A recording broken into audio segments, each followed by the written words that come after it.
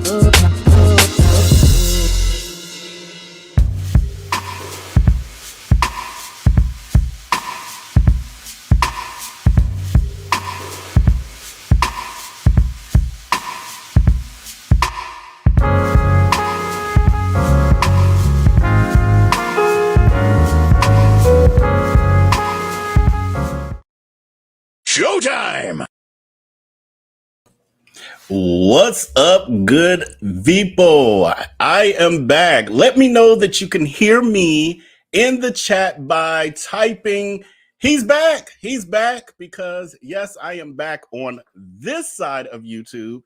I have not been completely MIA. Those who are part of our Patreon executive VPO and those who follow me on the various social media platforms, TikTok, Twitter, Instagram, Facebook, our Facebook group, they all know that they hear from Vail pretty much daily.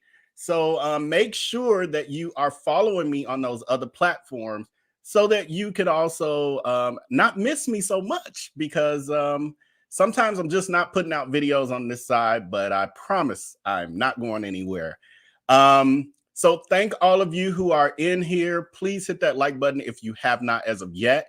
And please consider subscribing if you are new to this channel or a longtime viewer and you just have not gotten around to it.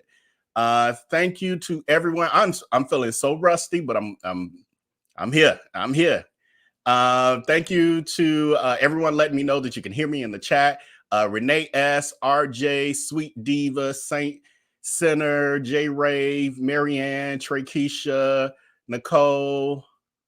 I said Sweet Diva, Explore, Lynetta, Deshawn, Carol, Don, and it jumped in. Everyone else in the chat who let me know that you can hear me, I greatly appreciate that. So we're not going to have all the other things we normally would have when I used to go live way back when. Back in our day, way back when. I know it's been a while. I was going to look, but I ran out of time to see how long. Let me know in the chat if you know how long it's been since or y'all could take a quick glance on YouTube if you have multiple devices. And let me know how long it's been since I came live over here, because I swear it wasn't supposed to be this long, but I think it's been like 2 to 3 months. And I promise not to do that again. But we're going to move right into the topic at hand. As you saw from the thumbnail, tonight we are talking about Darius Cooks' latest shenanigans. Welcome, Gail, to the channel. We're going to be talking about Darius Cooks and his latest shenanigans. Yes, I have not been reporting a lot of it. There has been a ton of things happening. We will catch up on that stuff, but we're going to jump to present day drama with Darius Cooks. And that is, for those of you who aren't aware, is the confrontation that he just had on yesterday. That would have been yesterday, with the owner of I would say alleged confrontation, because we're only hearing Darius Cooks' version, but he allegedly had a confrontation with a restaurant owner of the Licking Miami restaurant. And how many, going to put a poll question.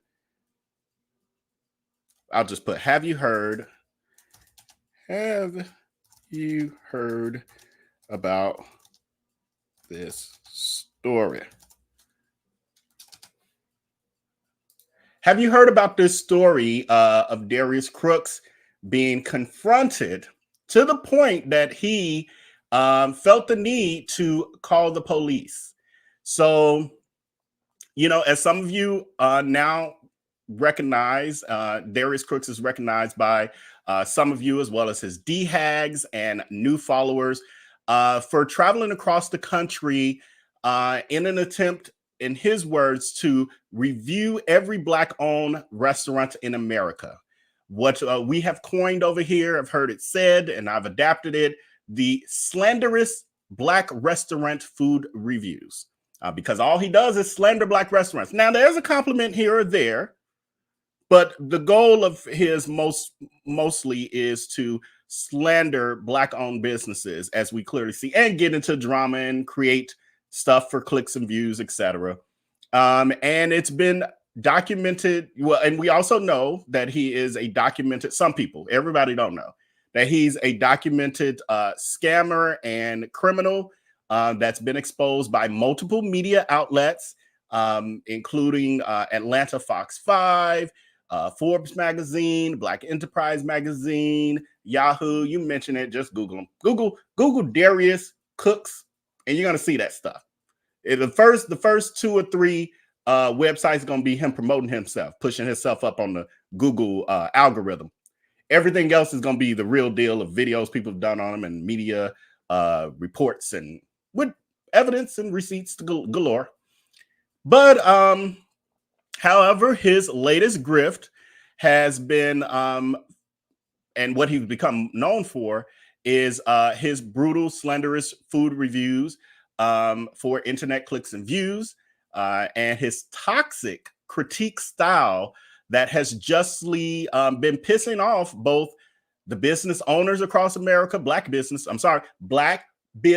only, nobody else, just the black businesses, and their patrons. And the latest drama surrounding Darius Cooks has intensified following his slanderous review of the Licking soul food restaurant located in Miami Gardens. And let me pull up the video. A little show prep happening during the show because I told y'all I'm resting. Bear with me. Hold on, where is it? Here we go. And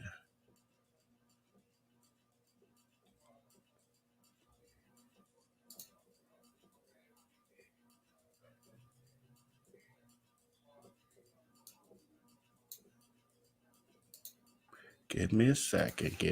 Bear with me. Forgot what I labeled it.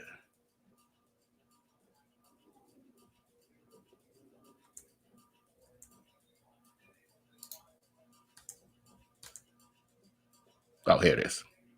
It would help if I didn't misspell words. Oh, Shelby and Big Lip, y'all, I got. Okay, so we're gonna start this with a kind of an overview of the situation, as told by Funky Dineva, who is a YouTuber, well, now kind of media person, and he's from Miami and currently living there, and he tells basically an overview of what has occurred from the perspective of the Miamians. Is that what y'all call yourself, Miamians? Or did I just make that up? But he's telling the perspective from that, and then, y'all know I'm from the deep dive. Let's go. Let me know if y'all can hear this. Hopefully we don't have no tech issues.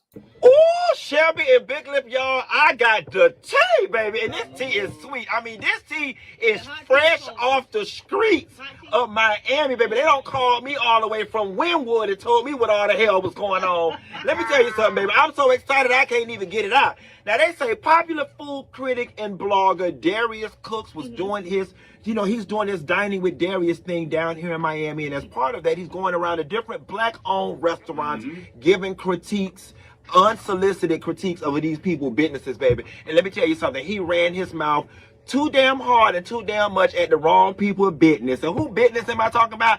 The Licking, baby. He took his behind down to the Licking and called them people food horrific, okay? I mean, just talk down bad about the people. And the food is not even bad like that. And even if it is, there's a constructive and a creative way to give critiques and reviews of restaurants, especially when you're black. It's a black-owned business. You don't want to tear people's businesses down. You want to give them constructive criticism to raise them up. Well, let me tell you something, baby. He called them people food horrific, and he almost called a horrific ass whooping down to the Wynwood, baby, because he went live at Arlene's just a few hours ago. And if you think I'm lying, go on his Facebook page, Darius Cooks, baby, because when I get on here and run my mouth and gossip, I don't be lying. I be knowing. Go on his page right now. And he was live at Arlene's, so them boys was able to know where he was at. Why we go live? Baby, they say after he got through eating at Arlene's, he got in the car, was on his way down to the Wynwood. He went down to Wynwood, the parking bad down there. Found a little piece of parking, child. Got behind the car, was putting the tag number in the car. And, baby, when he turned around, E-Class, who was part owner of Finger Licking, rolled up on her, baby, and introduced himself, and not with a handshake either, okay? Took his phone. According to Darius Cooks, E-Class took his phone, put it in his pocket, and about was on the verge of whooping his ass. Until Darius Cooks' homeboy, who was driving the car, somebody by the name of Corey took out his phone and started recording. Now, E-Class say, I might have been born at night. I wasn't born last night. When E-Class saw that camera taken out, he had to calm down. Because, you know, E-Class do have things to lose out in these streets. He got a lot of things to lose in these streets. So he didn't do it to him like he could have, but he just Suge Knight intimidated him a little bit. Now, just shook him up a little bit. But you know what? You would have thought it would have ended there. Darius got his behind back on the line and doubled down on it, just talking mess. And I'm like, boy, you almost got your head pushed into that doggone car. What did he say about the liquor? He could say they food was horrific, child. I'm gonna post it on my Instagram, so y'all. No, I ain't gonna post it because I don't want to spray it on people. You can go on his page and find it, but he just went in and let half on them people restaurant, and it wasn't cool. Now here's the thing: for anybody who might be attending his Dining with Darius event, you might want to think twice because he got a target on him.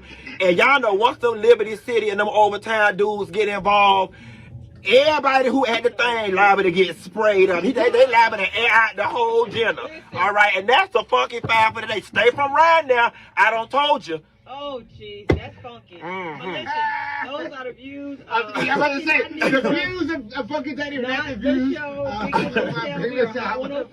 y'all call it and we told people not to go. Listen, okay? I'm just trying to save lives, honey. This is the views of community service. Do what you do. Okay. So that is Funky Dineva giving us an overview of the situation. Looking here at the poll, I'm about to close it out.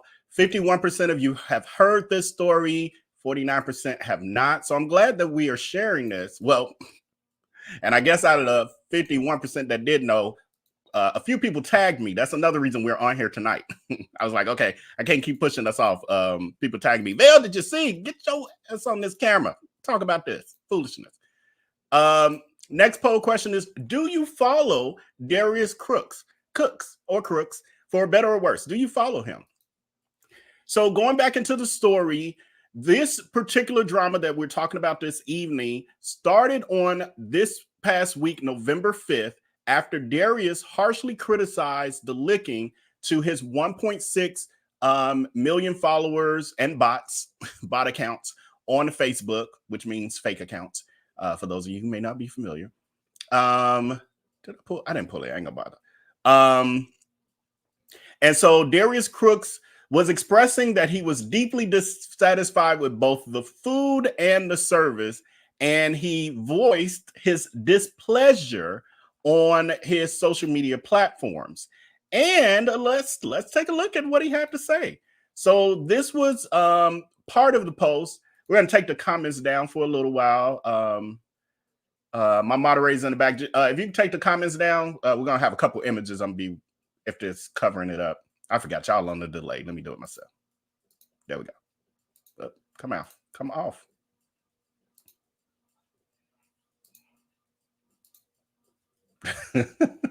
I don't know what was happening. But anyway, so this was this was his post, this original post. Now he's gone to this restaurant. He ended up going live afterwards and giving his version. Again, he's always out there running to social media, getting on camera to put his narrative out there before anyone else can combat it or tell the truth. Because first one out there, that's the story that starts to get legs.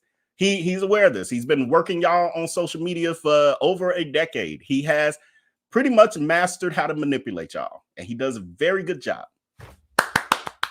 Bravo, Crooks. Bravo. You do a good job of manipulating these people. So anyway, y'all can barely see that, I know. But let me pull this next one up. So that's what the post looked like. And then he had pictures of the various food. And I didn't bother pulling that. It looked like regular food to me, to be honest. It looked like, out of a carry-out kind of place. Didn't look disgusting. Just looked like it was a carry-out kind of place, kind of food. I do have a video, but I don't think I added it in because I want to show y'all. I was going to skip it because I didn't pull it in right, but let me pull it in. So y'all can see what the inside of the restaurant looks like. Because to me, this sort of thing sets expectations when you see the inside of a restaurant. And it didn't look bad. It just looks like the kind of restaurant where you will have your set your expectations properly. Oh, you know what? It is in this appreciation. Told y'all I'm rusty. Let me remove this. I think it comes right after Funky. There it is. So I'm gonna mute it because they got music playing in the background. But anyway, this is the restaurant. So it's straight up like, you know, fast food. It looks nice. Is, you know, very well decorated, all that good stuff. But it ain't a place that you're gonna expect something spectacular happening, like some fine dining experience. But he walks in every place like, you know, that's what he wants. So he goes there, doesn't get to, we'll get more into the treatment he claims. Oh, let me pause this part. That ain't what we want to show. We'll come back to the. So he goes in this place and doesn't get the treatment that he wants to get, being treated like, you know, a celebrity or whatever. So he then posts, I just left at the Licking Miami. It's complete trash. Bullish. Everything about this place is the pits. The food is horrific. The service horrific. Why the F would you open a restaurant and ain't ish good about it? Support this BS ass restaurant if you want. They'll never see me again. Attitudes, bad service, and horrific food. What? Oh, good. I put the edited version on y'all side. I'm like, as I'm reading, I'm like, ooh, I meant to edit out the words. Some of all the F bombs and BS, and I thought we was promoting black businesses, you know, because that's what he says.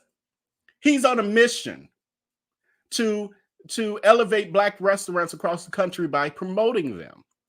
At least that was the narrative he was given at first, before he saw that the more negative he gets, the more drama he creates, literally monthly. There's at least 2 to 3 or 15 restaurants that he gets in drama with every month. That's not normal. That means your approach is wrong, because people don't have a problem with just critiquing a restaurant in general. It's how you go about it.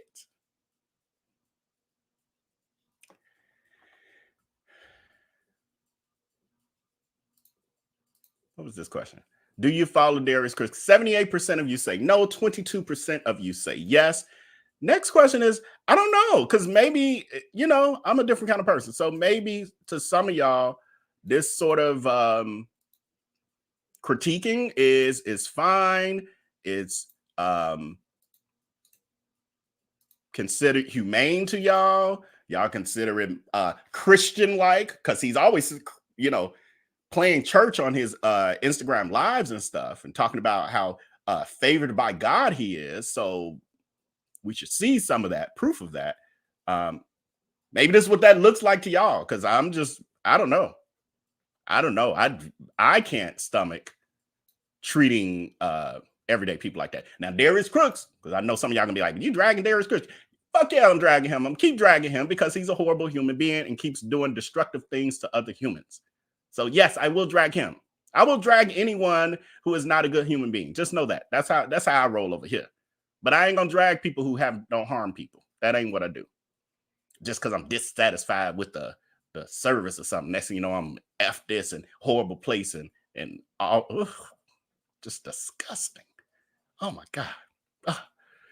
So in addition, he did this, and as we saw from this, he actually tagged them. And I know we got a wide range of audience around here, so I'll explain some of this internet lingo. Tagging someone is like tapping them on the shoulder, like, hey, I'm talking about you, read this. So he tags them in this post to make sure they see it, and all their customers, anybody else who, you know, search their name. So he then, and before he did that, he then goes on his Instagram live, or IG lies, as I like to call it, because it ain't just being live. He's lying. It's a place for him to indoctrinate his followers. He's literally doing it right now. He's on his IG lives right now, telling these fairy tales of his interactions with other people and painting them out to be bad people. Pay attention to this sociopath. He will always paint the picture where he's the victim. Always. We all know that ain't how life works. You ain't always the victim. Sometimes we create situations. Sometimes it's our fault. Him, never his fault. That alone lets you know mentally something's going on here. The world ain't just after you for no reason. You ain't got this much hate because you got some money. That ain't how it works. People are rich. You're not the richest person. You're not Jeff Bezos. You ain't Tyler Perry. Imagine Tyler Perry walking around here talking about God. He going there to TD Jakes' church, laying hands on people. Imagine TD Jakes doing all that and then come to his social media and F Paramount and F them. I'm the best. I'm rich. F all these other broadcast companies. They ain't ish. Everybody copy off me. Wouldn't y'all be like, what the F is wrong with Tyler Perry? Wouldn't y'all? I think y'all would. But when this fool does it, I ain't even got a picture of him right-handed. But when he does it, it's normal. Why? Why is that normal? Huh? If Tyler Perry wrote a script about this, y'all be like, oh, he wrote it about a sociopath, psychosociopathic internet influencer who has mommy issues and self-hate. We're going to get towards that at the end of this. I got y'all covered. Told y'all we doing a deep dive. That's why I just moved right into it. I ain't want to take too much of your time up. Yes. This normal. This ain't normal. I don't care what the F y'all say. This ain't normal.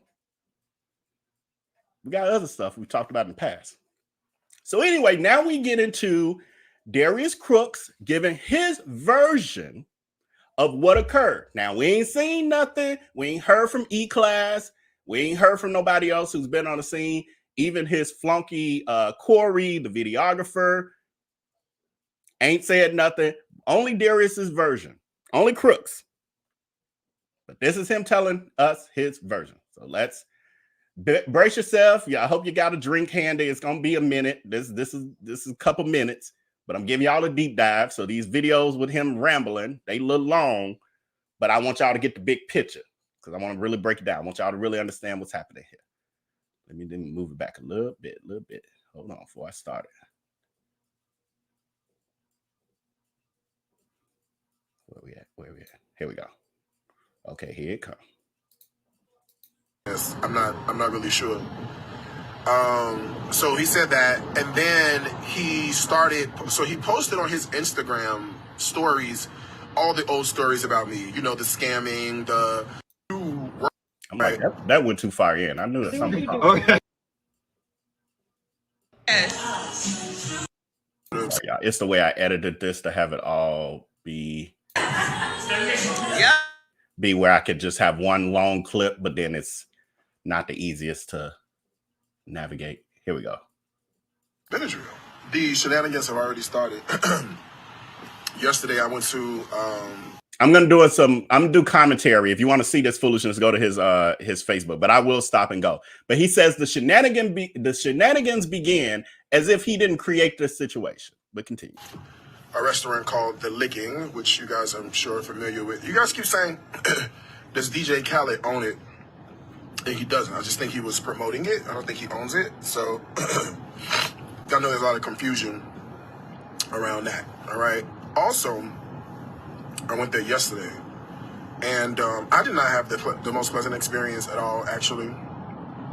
I talked about sort of some of the things that, I don't know, I just wasn't happy with. It's just the hospitality of it all. You know, it's a restaurant, so they should be hospitable.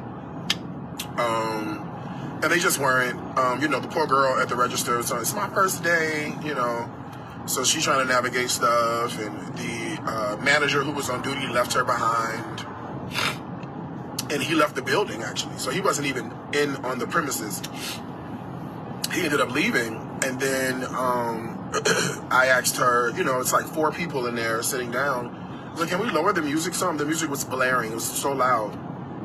And then she told us we could sit at a, you know, on a certain table. And then by the time the manager guy came back, you know, it was, you know, as soon as he walked in the door, it was like a parent scolding a child. You know, what is this? You can't sit here. You can't do this. We can't do this. Duh, duh, duh.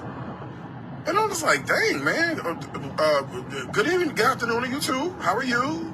You know, so it's like, I don't care how good the food is. When you have somebody coming in basically yapping orders at you, like, you know, like you work for them, you know what I'm saying? You'd be like, damn, like, really? Like, this is what we doing?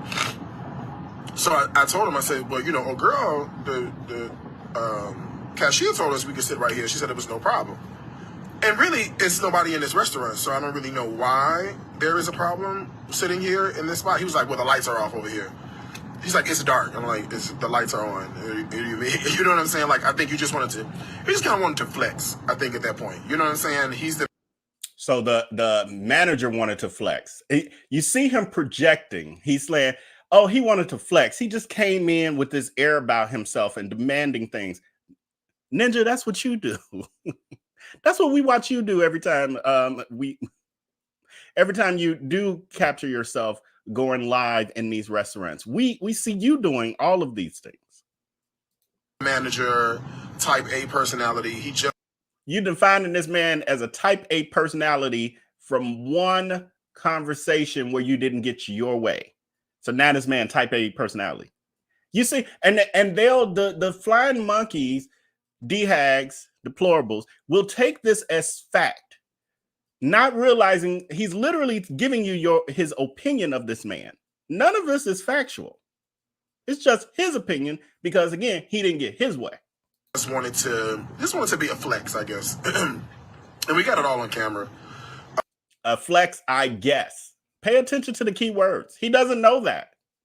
He's just trying to paint the guy out to be everything that he actually is, which is deplorable.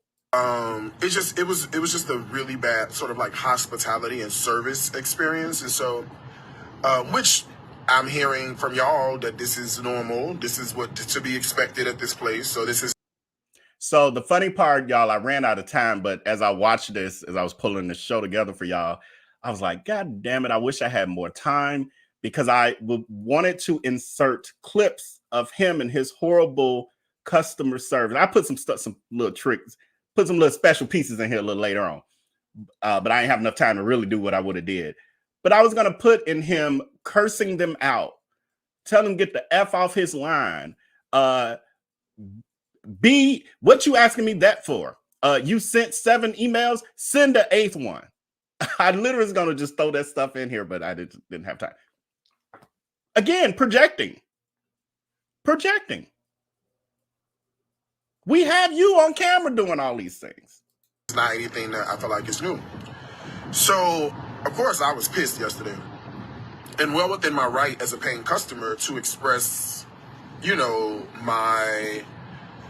how underwhelmed I was, right? I don't think there's anything wrong with me expressing to my community how I felt. And so I called the place trash. I said I would never go back. The service is absolutely horrific, this, that, and the third. Apparently that post made a little bit of traction and made its way back to the owner. Apparently, y'all see this victim mentality, this, oh my God, I just don't know how this has become so much. Apparently, the post reached the owner.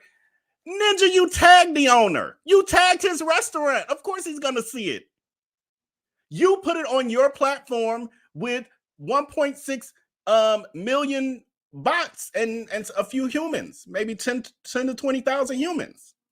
Of course he's going to see it. The blogs are going to piss it up. Of course, because that's what you want, because you want the clicks and views. But apparently he saw all this. Listen to the tone of voice. It's all manipulation. But good job, Crooks.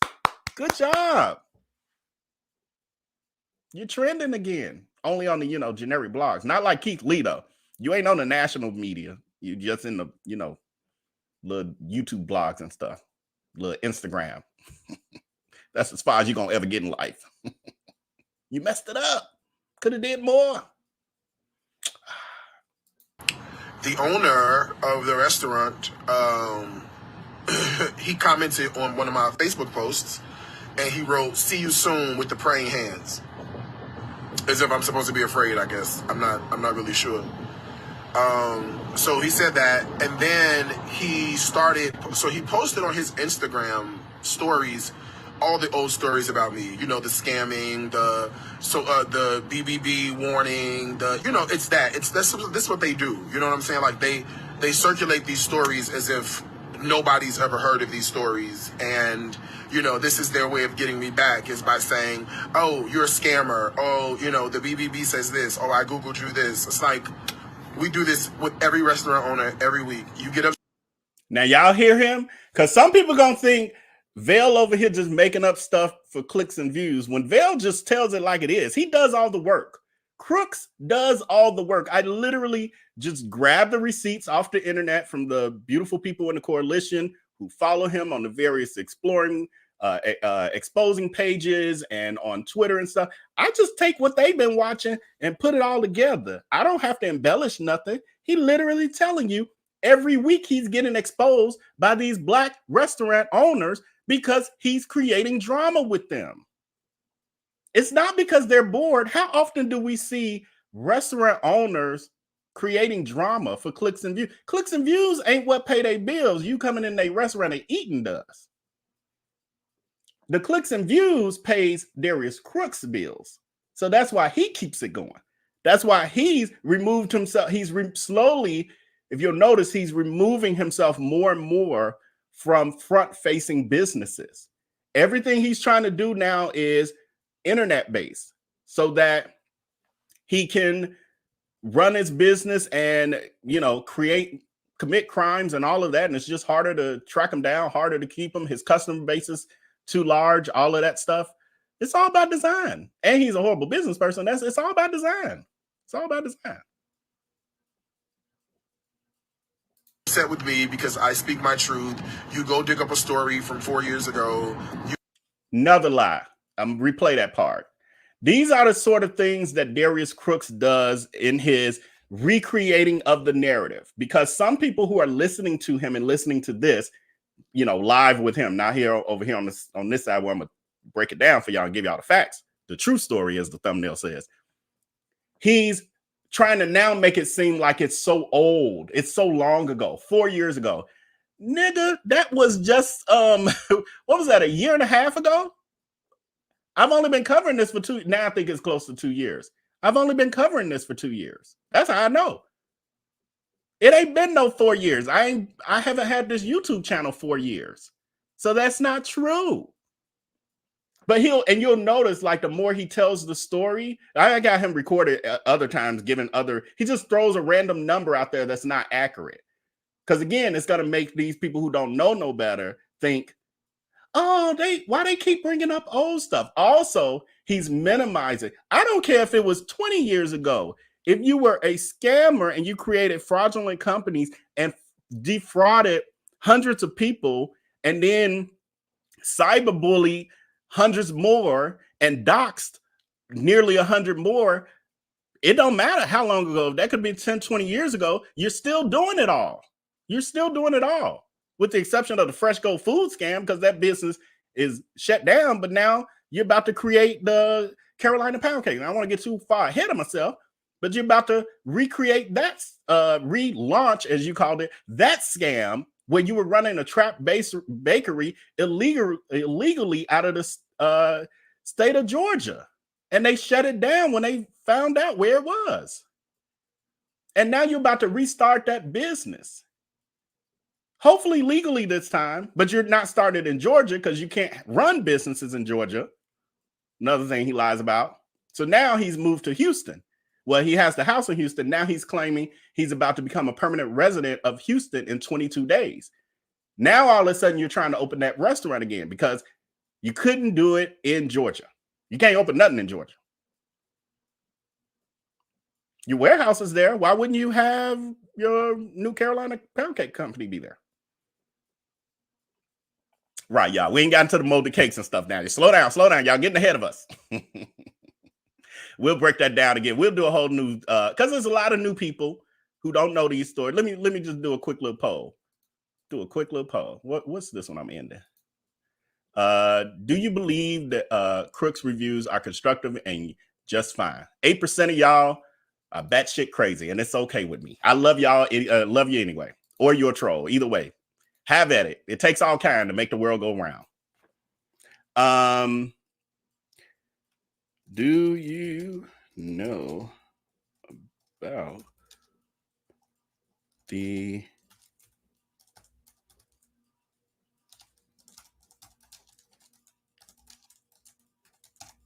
know about the Carolina pound cake scam?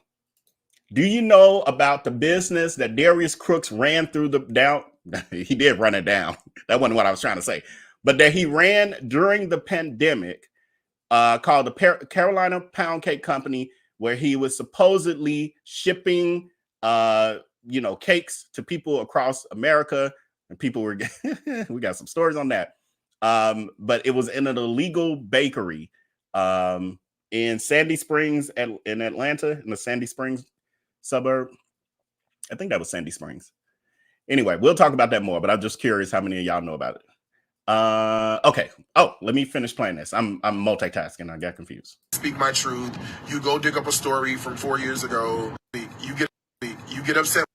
Catch these words, y'all. This is the thing that people have to do. When you listen to Crooks, he will take pieces of the truth and then add his lie to it. And so if you're not really paying attention, you're like, well, no, that's true. That's true. So that must mean what he's saying is true. No, he'll take a piece of the truth and wrap it in a big ass lie. But listen to what he's saying when he says my truth, which means it ain't the truth. It's your version of what you want people to believe. With me because I speak my truth. I speak my truth, not I speak the truth.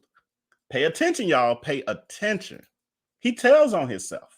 This is what they do. You know what I'm saying? Like they circulate these stories as if nobody's ever heard of these stories. And, this is their way of getting me back, is by saying, oh, you're a scammer. Oh, the BBB says this. Oh, I Googled you this. It's like, we do this with every restaurant owner every week. You get upset with me because I speak my truth. You go dig up a story from 4 years ago. You post the story as if nobody's aware of the story. It's like, all right, we've done this. Let's move on. So I blocked him. I saw that on Instagram because he had tagged me when he had posted. So once he had tagged me in what he had posted, I blocked him on Instagram, right? So then I was like, I came on Facebook and I told you, I said, I blocked the guy on Instagram. Don't let anybody get on your nerve. This and the third. And then I started seeing Finger Licking Miami post the same screenshots in my comment section on this page on Facebook. So I said, okay, all right, I see where this is going. Let me go ahead and block you now over here. So I've now blocked him on Facebook, and I also blocked him on Instagram. So y'all see how he plays the victim. He literally tags the guy in the post, dragging his business, being very disparaging and disgusting. But then when the guy responds on his platform, all of a sudden oh my God, he's harassing me. I blocked him, rightfully so. I'm protecting my space. What? You're also protecting your, blind followers from seeing the truth, because this is the thing. Everyone does not know the true depths of why he's called a scammer, because again, part of his manipulation of people is recreating the narrative. So he's taken ownership of the word scammer. He calls himself a scammer now. He has his blind followers saying in post where they bought, his Alibaba cookware, paying 200% more than markup. He'll have them put in their post, I just been scammed by Darius Cooks and I loved it. I love my new cookware. Or I just traveled all the way from California to Chicago for dining with Darius Cooks, and boy, did he scam me good. Y'all know I got a clip like that. I wish I had been thinking to pull out that. Boy, did he scam me good. He has taken ownership of it. I compare it to the N-word, how as Black people, we got called it so much, and it was used to break us down, destroy us, et cetera, et cetera. We took ownership. Everybody don't use it, but for the most part, have taken ownership of the word and turned it into lingo. He's done the same thing. It's crazy. And they don't see it. They just buying into it. They with the ish. They with the ish. So, I mean, I don't like it either. You know, again, I can see if none of it was on tape. You know what I'm saying? Or, you know, we didn't see the display. But we got it all. We got it all on tape. Like, literally all on tape. And so I think, you know, I go back to the premise of why open the doors if you don't want to see them? You know what I'm saying? Like, why open the door? Why open a restaurant? Why open a place that is supposed to be hospitable if you don't want anybody here? If you So now they don't want any customers. Not that they don't want his toxic ass up in there and all his evil spirits floating around. Not that they don't want him in there with all that shenanigans, as he just said. It's now they don't want no customers. If they don't want us there, why they open their doors? What? What? You're going to have an attitude when people walk through the front door. Why are you even open to begin with? Oh, child. Send me an email, because I'm finna block you. All right? Darius at DariusCooks.com, or reply to your order confirmation email. So I purposely put a little flashback clip, since he's claiming that people, why do they have businesses open when they don't want their customers? Well, answer the question for yourself, because you've shown many times that most people miss this stuff because they're not on his Instagram lives watching this stuff. And this is the stuff he does behind the scenes that 90% of his people don't see. And so they think people are just making up this stuff. But here you go. Here's evidence of him doing what he claims another business is doing. Like, why open the door? Why open a restaurant? Why open a place that is supposed to be hospitable if you don't want anybody here? If you're going to have an attitude when people walk through the front door, why are you even open to begin with? Oh, child. Send me an email, because I'm finna block you. All right? Darius at DariusCooks.com, or reply to your order confirmation email, because you're finna be blocked. Bye. Send me a refund. We ain't seen the order number yet. I heard somebody say they ain't got their knife. We ain't got your knife because they ain't in. You know what I mean? Like, why open a restaurant? So, you know, I go back to that basic premise. You know, the food also is very, very, you know, it was below average. So nothing about the food was good. And I think what really pissed him off was the manager guy. What pissed him off is because he was literally standing next to me while I was doing the review. And I literally was not, I'm not holding back anymore. You know, like I was going to have like, you know, decorum and be very, you know, yeah. I said, you know what? No, fuck this. So I gave it to just how I felt in the moment. You know, I was like, no, the customer is not always right. No, the customer is not always right. The customer should always be first. Customers make mistakes too. Customers are not always right, but the customer should always be first. And, I mean, having us move from a table that nobody is even in the restaurant, right? Nobody's here. We're seated. I don't even understand what the issue is. But I will tell you this, and this is where this is where I'm coming. I'm getting to a crossroads with doing this work. And I don't want to, because I still want to find the hidden gems, and I know the hidden gems are not always the posh, you know, super expensive restaurants. Like, I recognize that and I realize that. But what I'm finding, unfortunately, more and more is that these hole-in-the-wall places are the ones with the worst attitudes. They're the ones with the worst service. They're the ones who need the publicity the most. And it seems like they just don't even want anybody in. You know, I'm looking at some of these like hole-in-the-wall spots. I mean, I'm sorry, your food is not that great to have that kind of an attitude. I could see if you know, you were some 5-star amazing cuisine, but you selling tilapia on the menu. You know what I mean? You got an egg roll and Alfredo and tilapia. Do you see what I'm saying?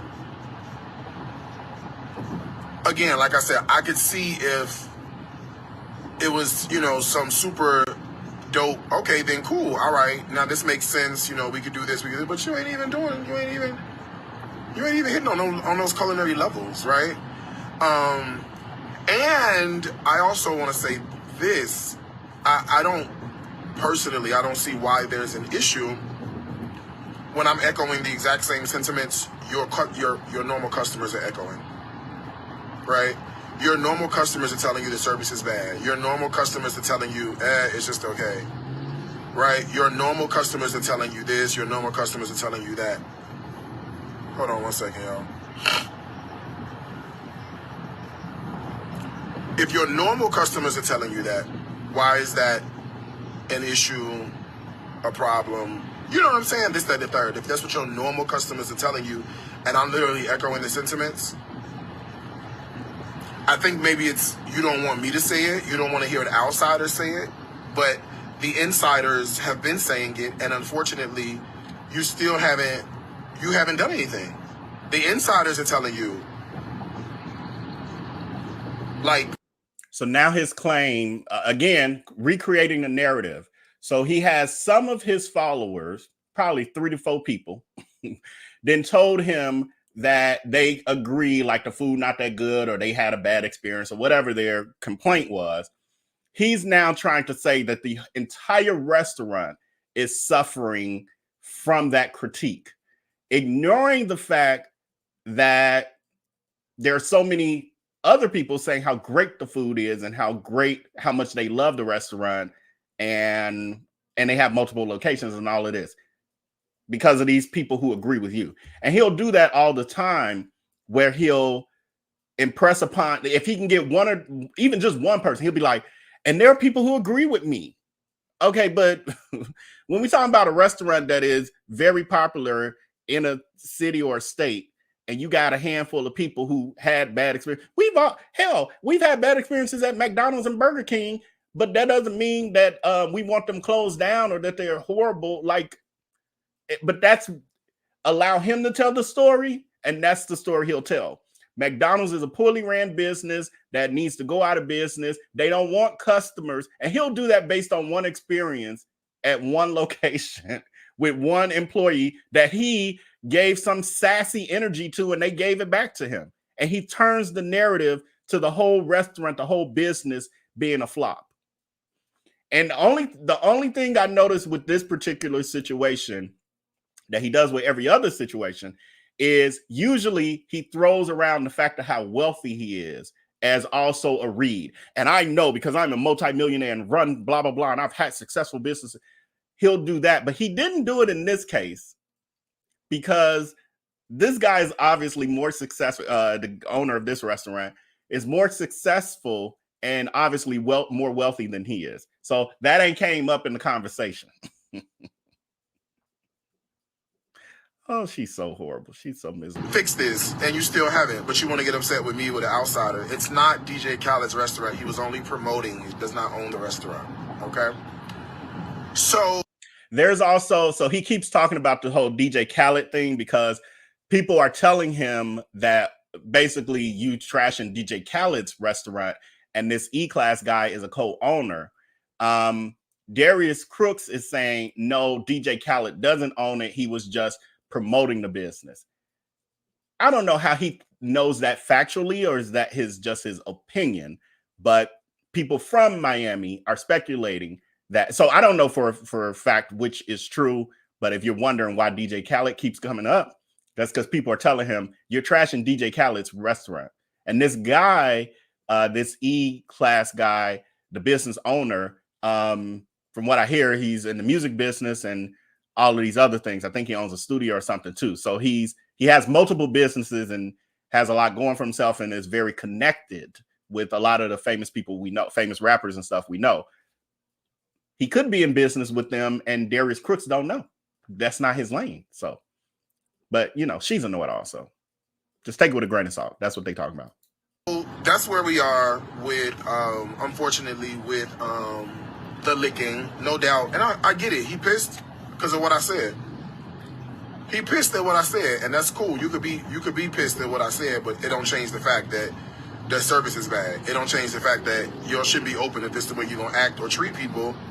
At the end of the day, I mean, people are people, right? And at some point, you should be like, do you want to welcome people in? Do you want to, invite people in? Like, isn't that the purpose of opening a restaurant? Or are you just having a restaurant to say you own a restaurant and you don't want to welcome people in? Or do you only want to welcome people in when they agree with your mediocre food? This should be wrapping up soon. I'm sorry for torture. It's torturing me, y'all, but I do want y'all to hear it so we have all the pieces. Right? I mean, literally, that's really what it is. It is very mediocre. It is not delicious. And not only that, it's not even healthy. It's nothing about that menu. It's shit you need to be eating every day. Nothing. Right? There's nothing. I mean, just nothing there. So the food he makes, I guess Crooks is inferring that the food he makes daily, and that that freeze shot is perfect. But I guess he's inferring that the food he makes daily is healthy.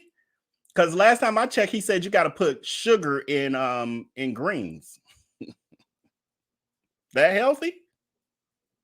Because everything I see him make is diabetic inducing. I mean, he really acts like no one is, like everyone's blind and deaf who follows him or sees his foolishness. He's critiquing someone for making unhealthy food when he built his whole platform on unhealthy food, with the occasional grift of acting like he's doing vegan or juicing or something crazy. And then that only lasts long enough to get some new followers. And then he falls off from that. You don't hear nothing else about it. His vegan cookbook ain't even vegan. You've had vegans rip that book apart like, this is a mess. They throw it away. Critiquing somebody's health level of their food. She's doing too much. So it's like, what's the use? So I did it because, again, I want to do the work, but I'm like I said, I'm at a crossroads, really, at this point where I'm just like, I'm tired of the Instagram restaurants. You know what I mean? Like, I'm tired of but can we offer more? Instead of attacking you, how about fix the problem? Exactly, man, that's what I'm saying. Says the person who, when people started to expose him for all of his crime scheme, bad business practices, we got, who is that? I can't read the name. I think it's Fim from the chat, I think, who's an ex-employee. I'm gonna get to your comments though, but who's an ex-employee. All of your horrible treatment of them, not paying your ex-employees, closing the business with no notice, all those things. And all we were doing was offering our critique of how you could and should do better and make amends. And what did you do? Called us liars, went to, as far as doxing us, I got doxed too, y'all. Doxing us, putting our personal information out, doxing our family members.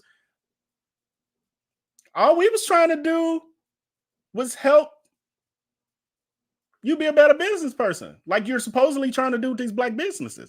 I ain't seen none of them dox you yet. I wouldn't shrug if they did.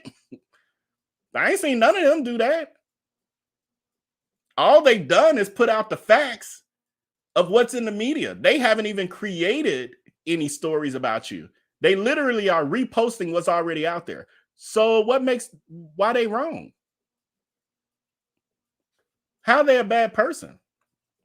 They're literally you're critiquing their business and their entrepreneurship. They're sharing critiques of yours. But they're wrong. I'm lost. Help me out. I'm confused. You know what I mean? Like, I'm tired of but can we offer more? Victim mode. Instead of attacking you, how about fix the problem? Exactly, man. That's what I'm saying. That's what I'm saying. Like, I think that's one of the issues. It's like, instead of, recognizing that this is what an issue is, or, this is what the problem is, they want to attack me or be upset with me. All I did was highlight what your people have been saying to you the whole time. Right? And it's like, I mean, there's only one way to fix it. You just don't support. You know what I'm saying? Like, and I've seen comments, people say, I'm never going back there. Like, you can't pay me to go back there. And after what I experienced, I don't care what, and they tell me, well, it's different in Orlando, the one in Orlando. I don't care if it's in my backyard.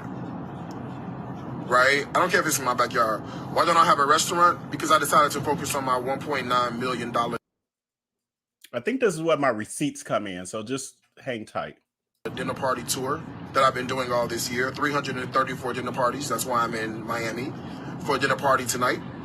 I did 176 dinner parties last year. That's why I don't have a restaurant, because I make much more money, exponentially more, with less of a headache without having a restaurant. That's the reason why. And people who are watching me on this live stream have been multiple times to my dinner parties that I hold all over the country. That's why I don't have a restaurant. Let me know if you have any other questions.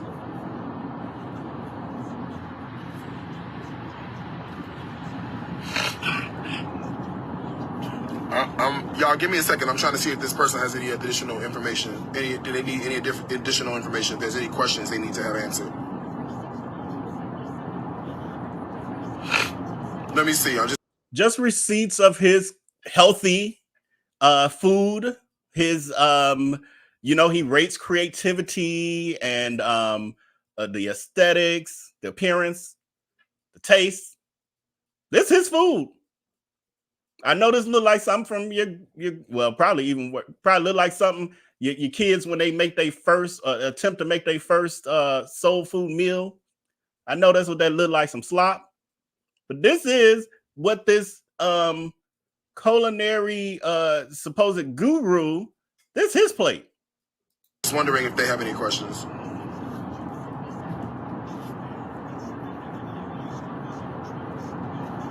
Got it. I didn't think you did. Let me know. Another trick that he does, he'll clap back at someone who was on his Instagram lives and they make a comment like that. Well, what happened with your businesses? Why are you critiquing businesses and you couldn't keep your restaurants open? Then he claps back. Then he claims he'll block them, but then he claims that he's giving them time to retort. How you gonna argue with somebody who can only type to you and you are able to speak to your audience who gonna go for what whatever you say is law to them anyway? On top of that, at the same time, his people are harassing them, whoever's making these comments. So they like, get off of here. You sorry, this and that. Look at your profile picture. They doing all that. On top of that, the piece that some people don't know. Again, tricks of the trade. He's a snake. He's very slippery. So whereas it's looking like he shut them down, his moderators and our moderators over here don't do that. They know that they do not block any of the hags or the deplorables, the dehags, the dehivers, the deplorables. They know that they do, and the flying monkeys. They all fall under the flying monkey umbrella, but I break them down. But they know we don't block them over here from the truth. We don't need to have the truth.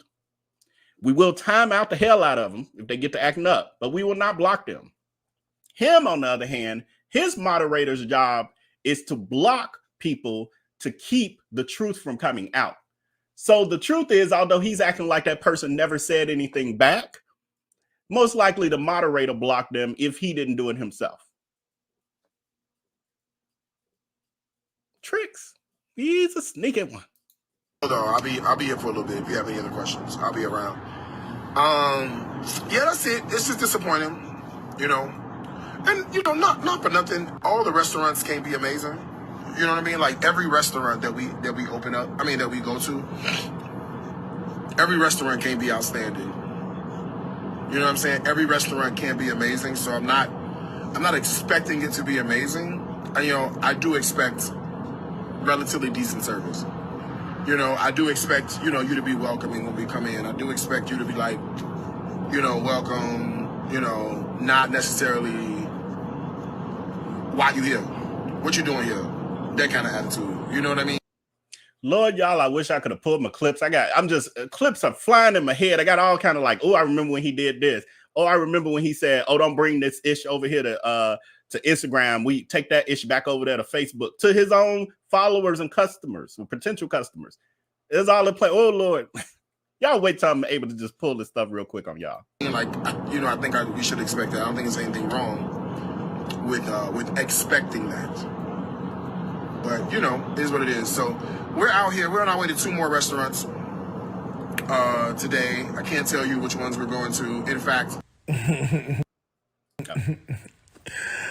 I am the king of petty. Okay? The king. I gotta stop being petty though. Actually, I don't. Okay? Actually, I don't. I was like, I gotta stop being petty. But you know what? Now that I think about it, petty is good.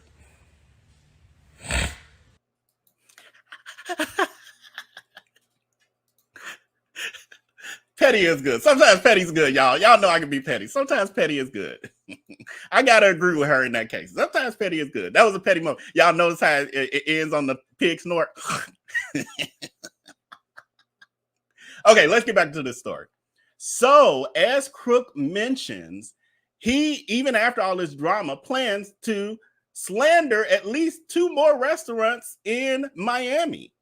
And so in the meanwhile, so this happens on November 15th, December 16th, Darius Cooks is doing his normal, sassy bitch shenanigans. As K. Michelle has said, sassy bitch.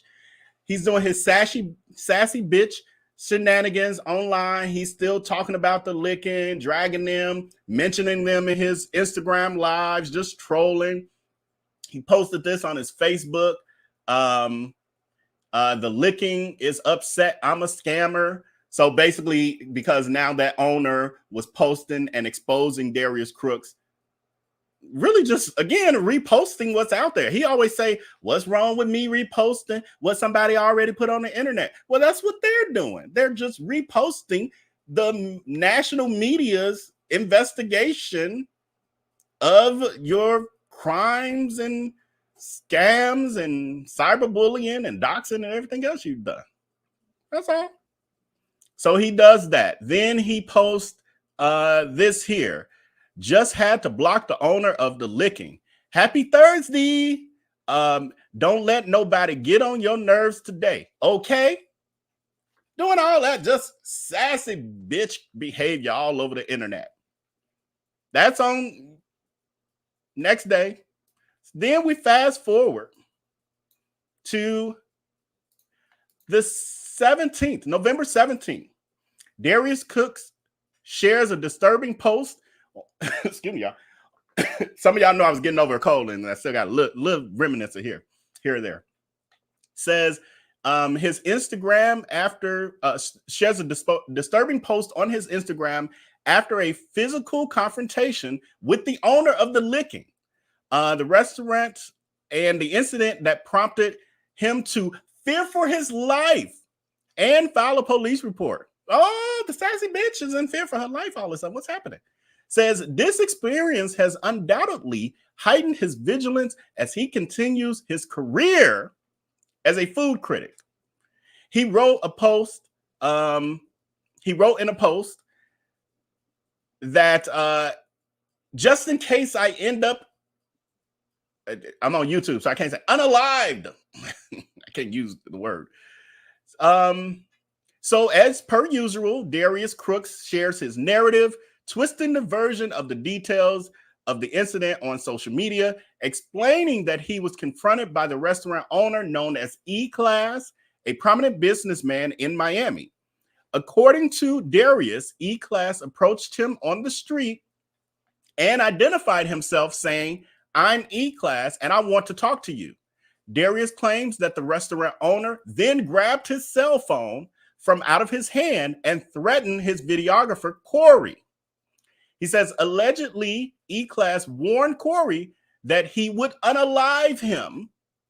And upon realizing Corey was holding a video camera, E-Class reportedly returned the phone to Darius and quickly fled the scene. Now, this is Darius Cooks' version of the story. That's all we got to go on right now is the sassy bitches version of the story. She also posted this. Let me give y'all the dramatic. I can't believe that. I'm just trying to review restaurants. I'm just trying to promote Black businesses. So let's read this. Get my inflection right for her. Posting this in case I end up unalive. E-Class sis, the owner of At Licking Miami South. The sis is supposed to be disrespectful, as in sister, but he says sis. So he's calling this grown man a woman. Because I call her, That's what I'm talking about with Darius Cooks. She a her. He a her. He's trying to do that same level of disrespect to E-Class. He says, he followed Corey and I from Arlene's restaurant to the next spot. We were circling for parking, so there was no way he could know where we would be. He walked up to me, grabbed my cell phone out of my hand, attempted to assault Corey until he realized he had a camera. He handed me my phone back. When I called the police, he ran back to his black Toyota Sienna and reversed out of the lot, so I couldn't get his plate. But I'm fine. I'm a bit shaken. But the police are here, and I'll be okay.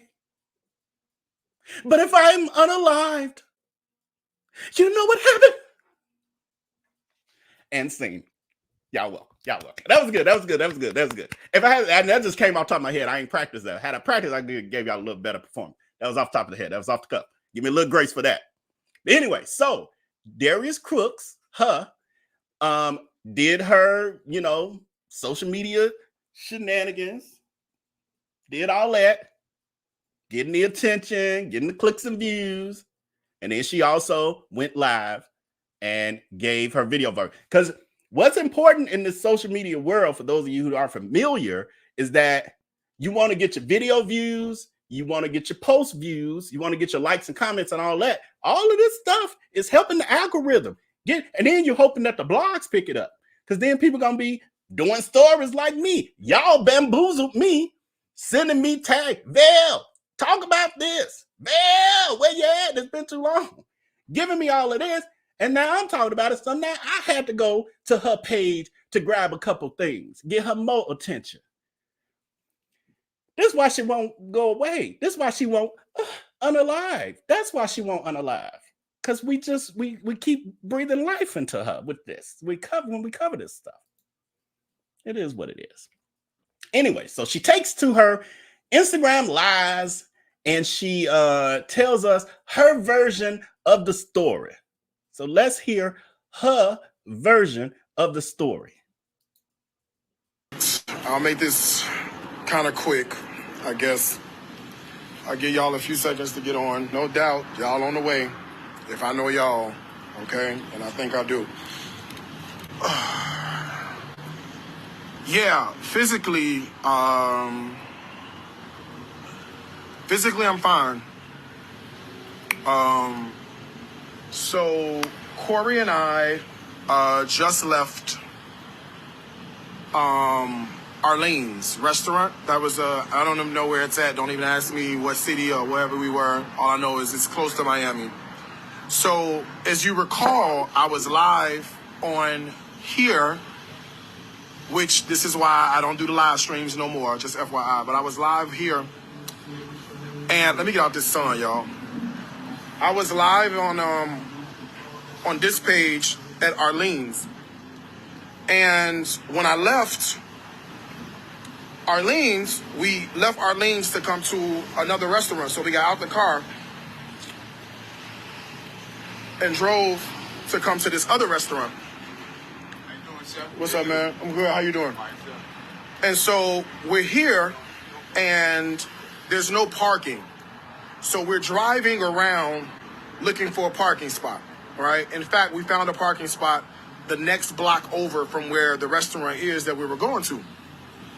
So there's no way that somebody would have known where we were because we don't even know where the hell we are. We don't know where we were going. We have no idea where we are. So, hold on, let me get rid of this person. Yeah, I'm trying to hold it together. Yeah, doing the best I can. So even in that moment, he's blocking people because you got people in there with the truth. Like, girl, if you don't quit lying, and he's like, let me block them. I don't want my hags to realize that I'm lying. I don't want them to even have that in their head, trying to really listen to the story and see what makes sense and what don't. So we, so we finally find a park.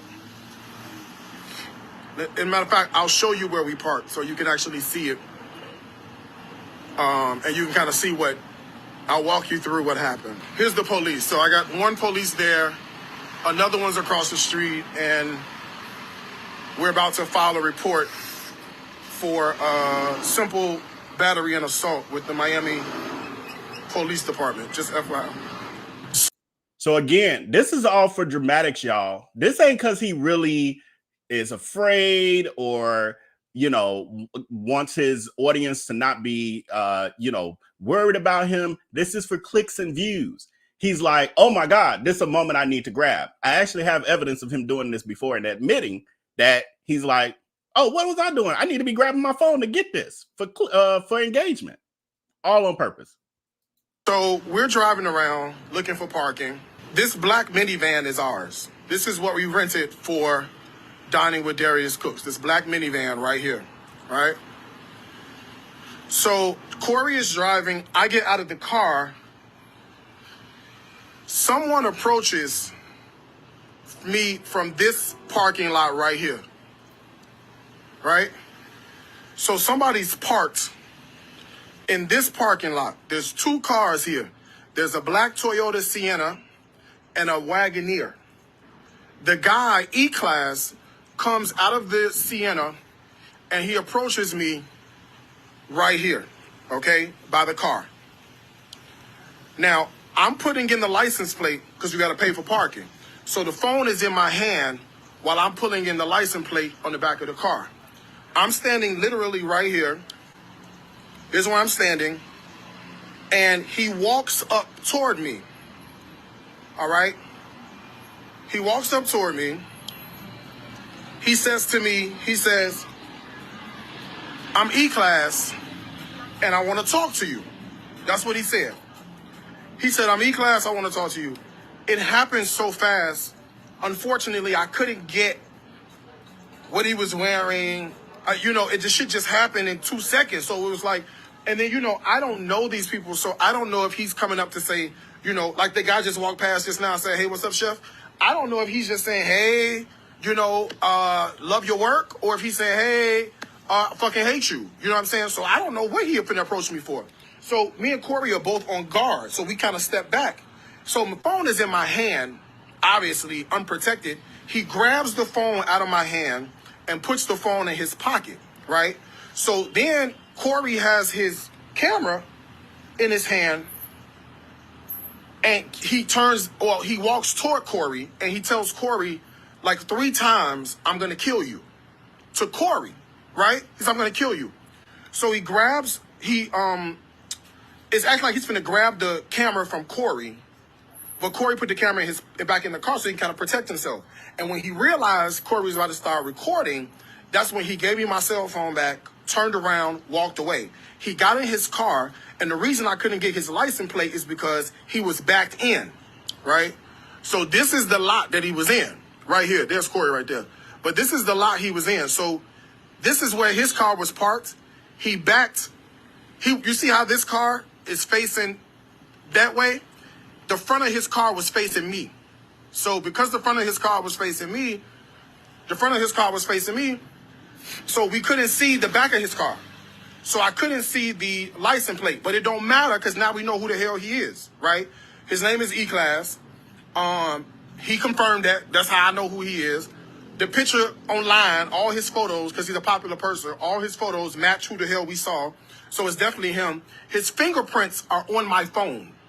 So when the detectives get here, they're going to swab the phone and get the fingerprints off so that now we have concrete proof. How did my cell phone obtain your fingerprints? Okay? So he gave it back, and then he ended up backing out, and the person that was with him, they ended up driving forward. And so when I was on the phone with the police, I was able to get that license plate. But that wasn't the car he was in. That was whoever was with him or whoever drove over here with him. I was able to get that license plate, and then that's the one I gave to the police. So, you know,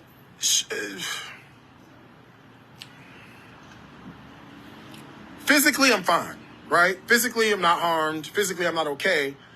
Just mentally very, very shaken up by the whole thing. I'm supposed to feel sorry for that bitch. I don't.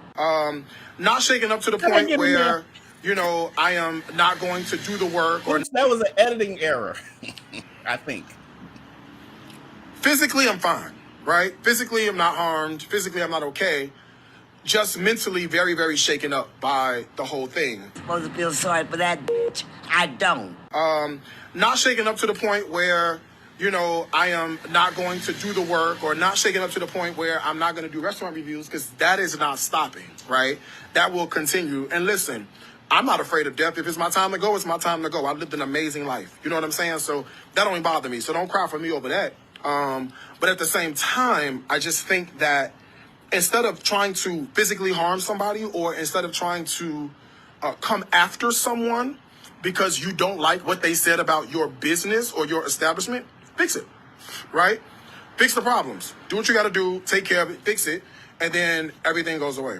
But apparently, you know, an outsider coming into your city echoing the same sentiments that you guys have been saying over and over. Here's the detective right here. So I'm going to have to go.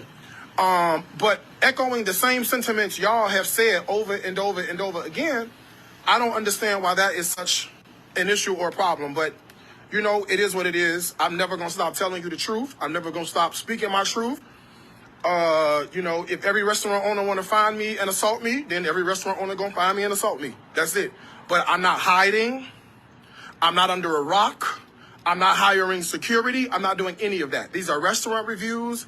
This is not, I'm not robbing a bank here. You see what I'm saying? Listen, I'm going nowhere. I'm staying right here, and we will be recording these reviews, and that's what we're doing. If you got a problem with it, you're just going to have a problem with it. But I'm doubling down. Even after what just happened, I'm still doubling down. So, there you have it. Yeah, no, I mean, physically, I'm okay. Mentally, yeah.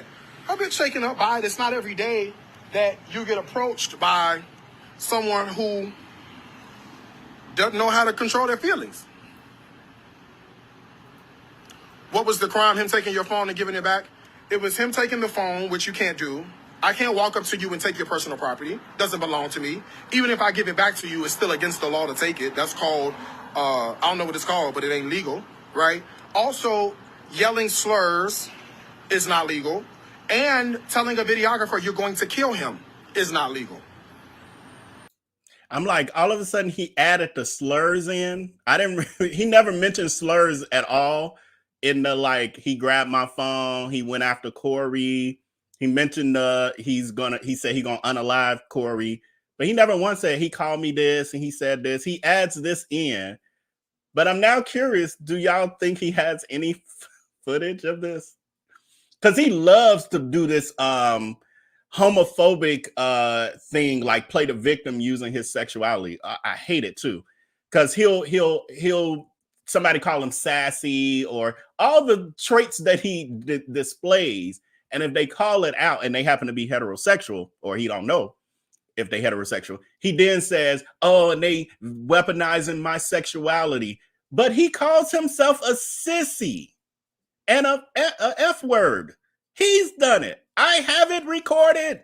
I need to find it. I can't find it, but I got it. He does it. But then it's if somebody calls him sassy and they using my sexuality against me. Ninja, you call yourself a straight up sissy. You say you can't out sissy a sissy. That's what he said about himself multiple times. I got it recorded. I promise you I do. I will swear on a witness stand in court. I got it. I got to find it, but I got it, Lord. Or judge.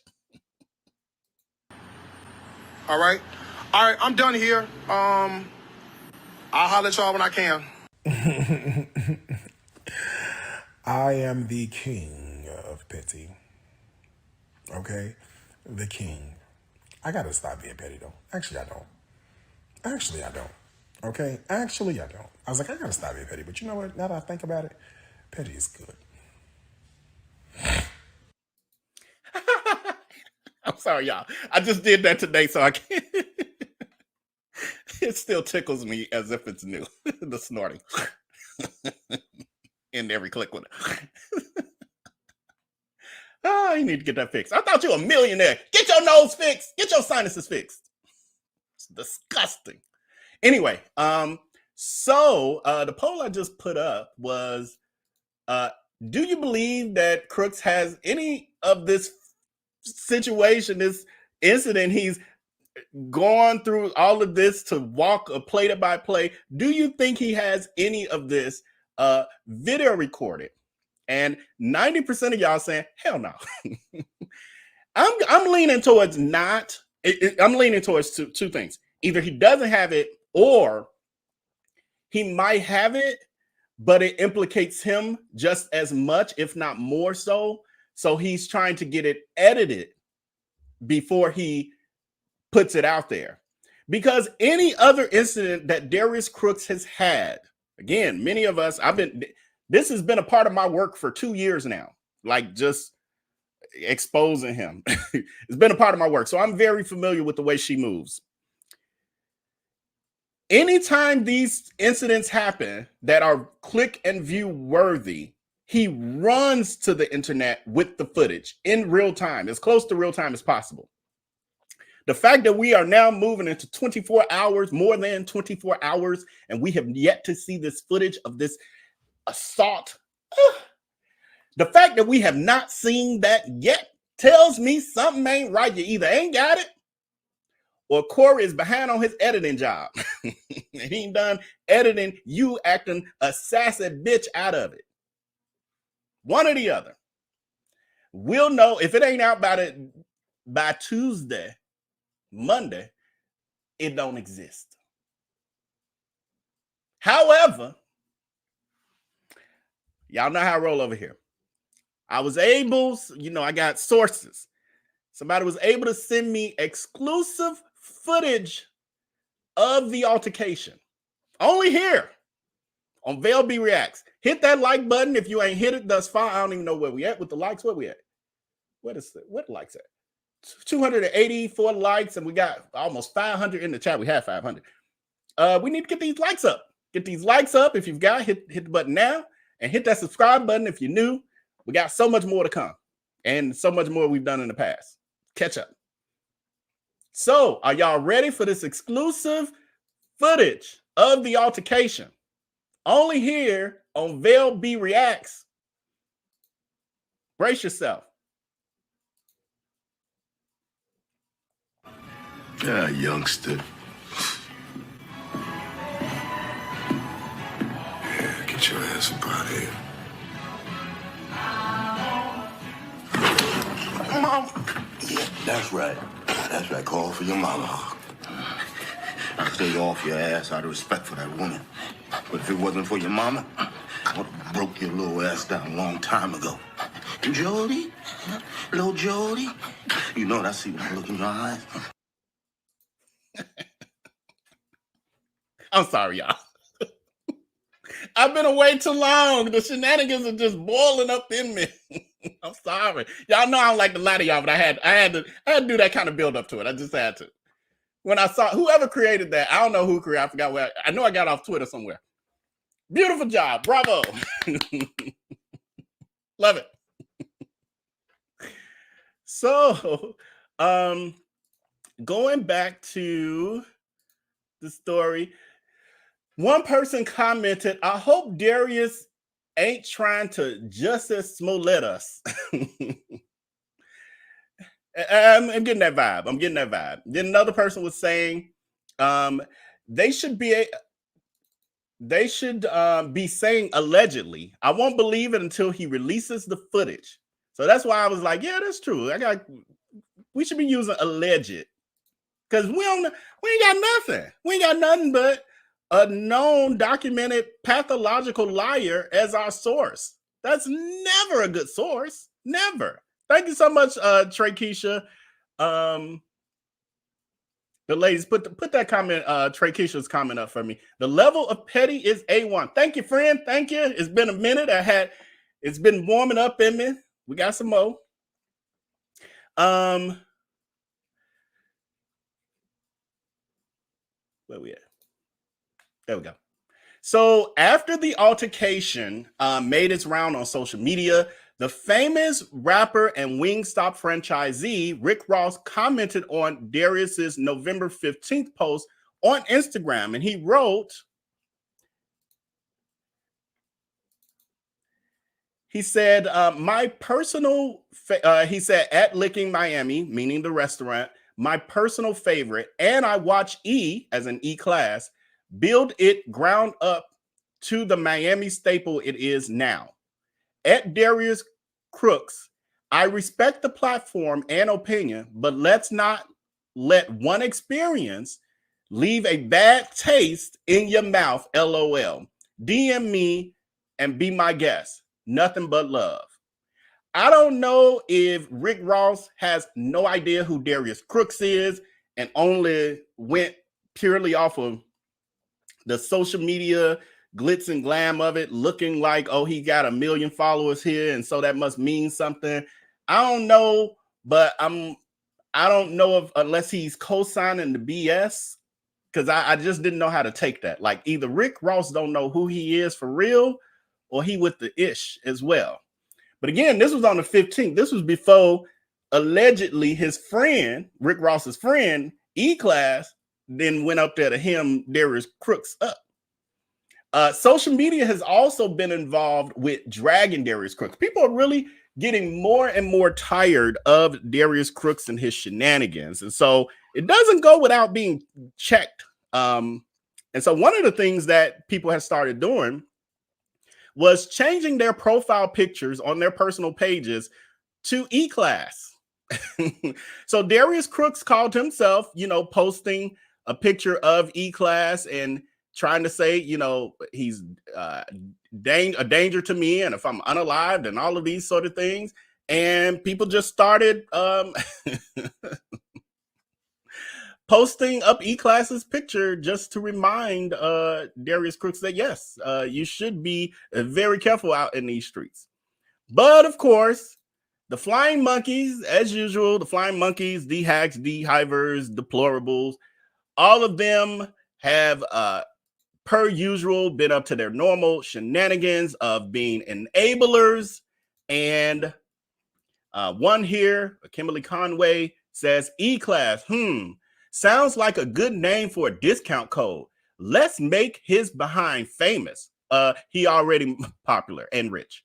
See, but they used to Darius's whole, again, the whole cycle of abuse is Darius supposedly always being so much richer and more successful than the person he's harassing. So they just used to locking that in their mind because they think he's something that he's really not. I don't know where that comes from. But well, they're low vibrational. I do know where that comes from. I take that back. I do know where. They're very low vibrational. So Kimberly goes on to say, Christmas is coming. You are right, boo. Darius Crooks. When you get home, put some stuff on sale in his honor. So for those of you who don't know, this vicious cycle of him abusing his hags, the flying monkeys, and they so oblivious they don't even know that they ain't hurting nobody but themselves. He creates the drama. It gets him the engagement, the clicks and views.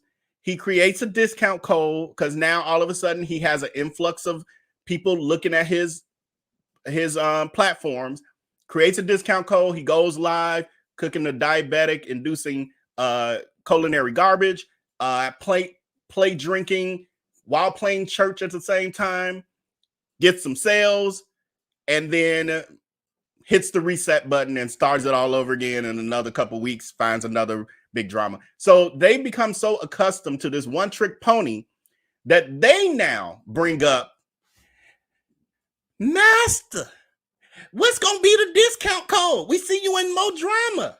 What's the discount code? So we can spend our money and make them mad. How's that hurting us? So ridiculous. You the idiot spending your check. What? Oh, it's crazy. So another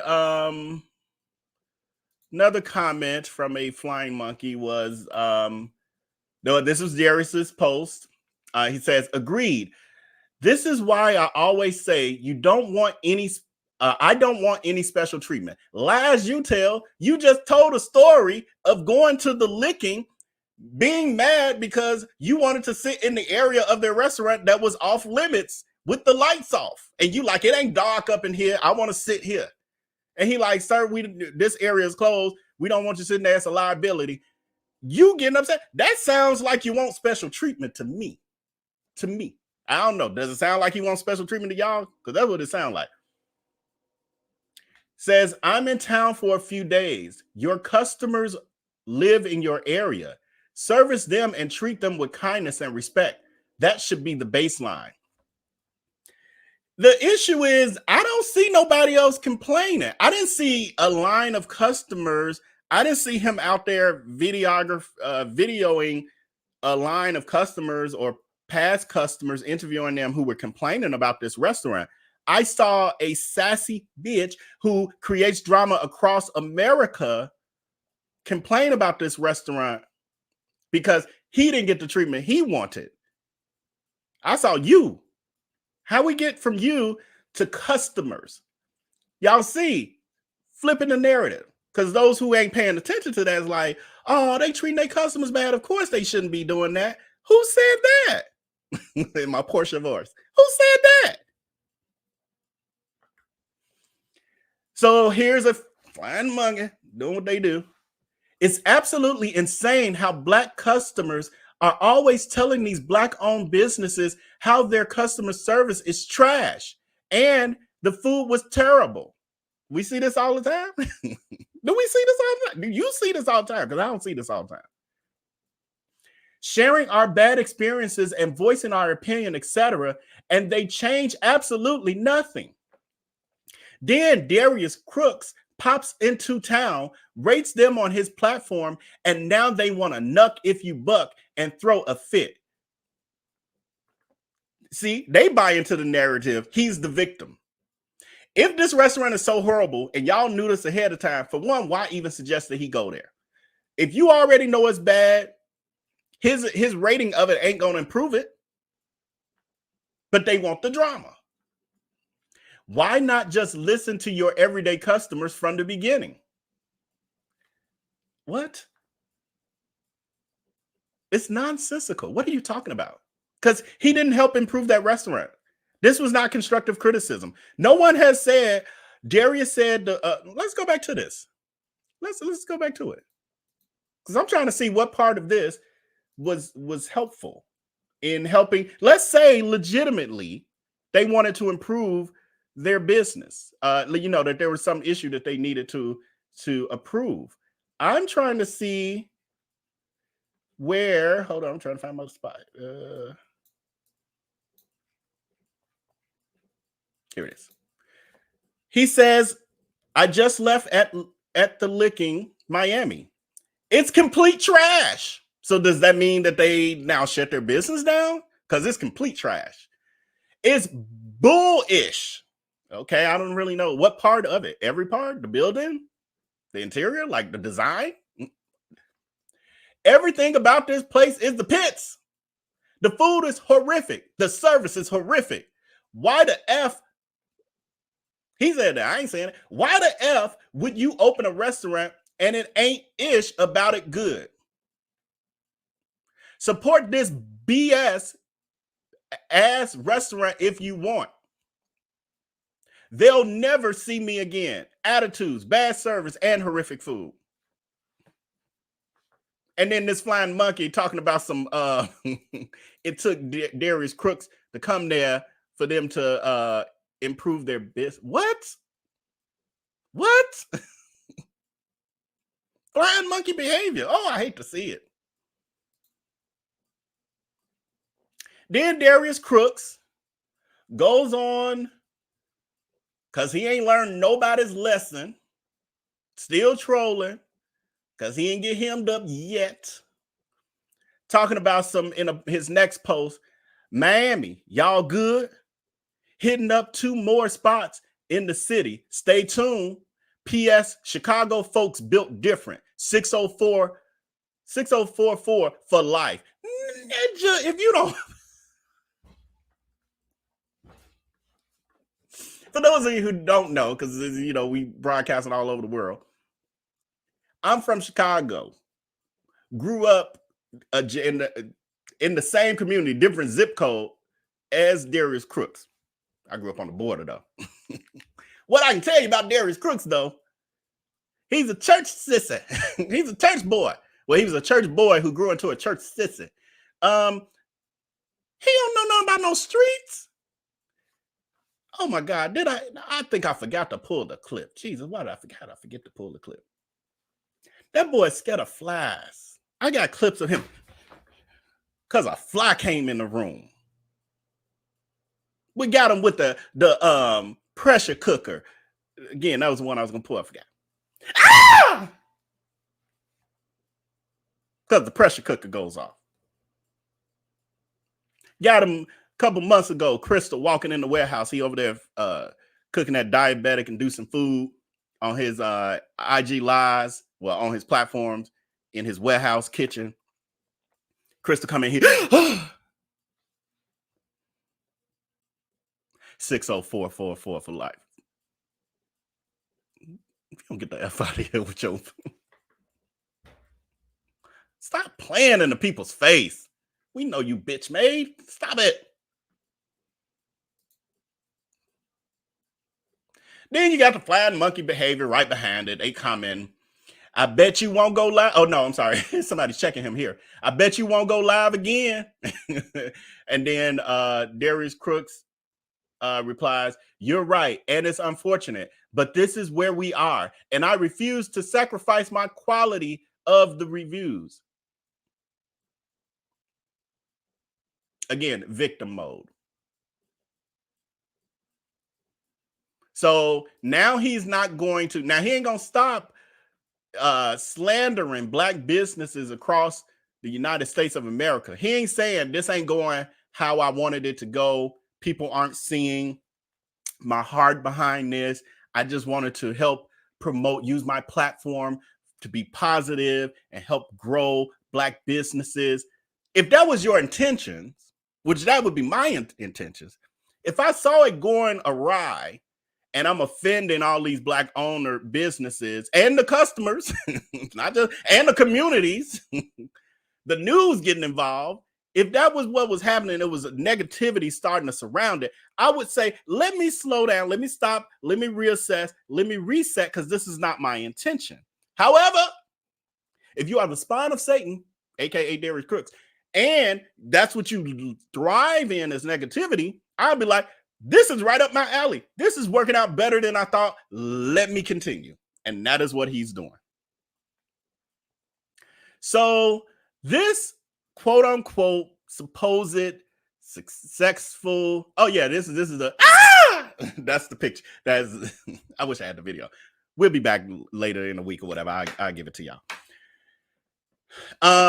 So this supposed successful businessman, aka or sassy bitch, aka Darius Cooks, is claiming in that video we watched a little earlier that he's so successful that I know the number changes so much I can't keep track, but I think in this past video he just said he made, did he say 1.9 million? I feel like he said that 1.9 million in his Dining with Darius Cooks events. Well, I'm sorry, Dining with Diarrhea fan club parties. Well, the truth is, and we're going to put something together. I got to, y'all know I like to deep dive. I know I be trying. My perfectionist spirit getting away. And that's what makes it take me so long to get out here to y'all with stuff. But it's just how I roll. I'm going to do a deep dive on this Dining with Darius things because he's claimed that when he put the tickets on sale, where we at? In April of 2022, he was selling the tickets for his 2023 diarrhea events, Dining with Diarrhea events. In April of 2022, he got on his Instagram, on his platforms. He's got a picture with his phone doing this, and he's showing us, supposedly from a screenshot, that he had already made, and I just ran into it earlier. I didn't think to pull it in. I should have pulled it in.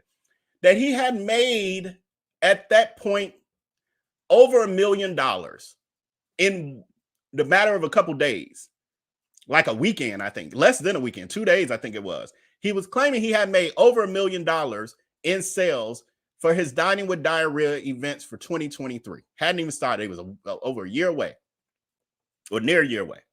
And so what we have now seen, now that we're living in that moment, 2023 almost over. Supposedly it was so successful that he ain't doing them no more after this. This is it. Y'all ain't getting no more of that diabetic inducing food face to face. He's now ending those. He's supposedly got some Two Kings and a Queen tour coming up with him and two other guys who ain't realized that he's a straight up scammer and everything everybody been saying is true about him, and he's a very toxic person. They ain't realized it yet, but he's supposedly gonna be doing something with them, copying off again another concept that other chef influencers have been doing successfully. He's now copying off of it because he copies everything. We can go down that rabbit hole too. But anyway, his ticket sales have been, he's had dates, multiple, where cities he's canceled a lot recently, but secretly behind the veil, canceling cities on people. There's a story I got, it's a local story. I was at a party here in Chicago, friends get together.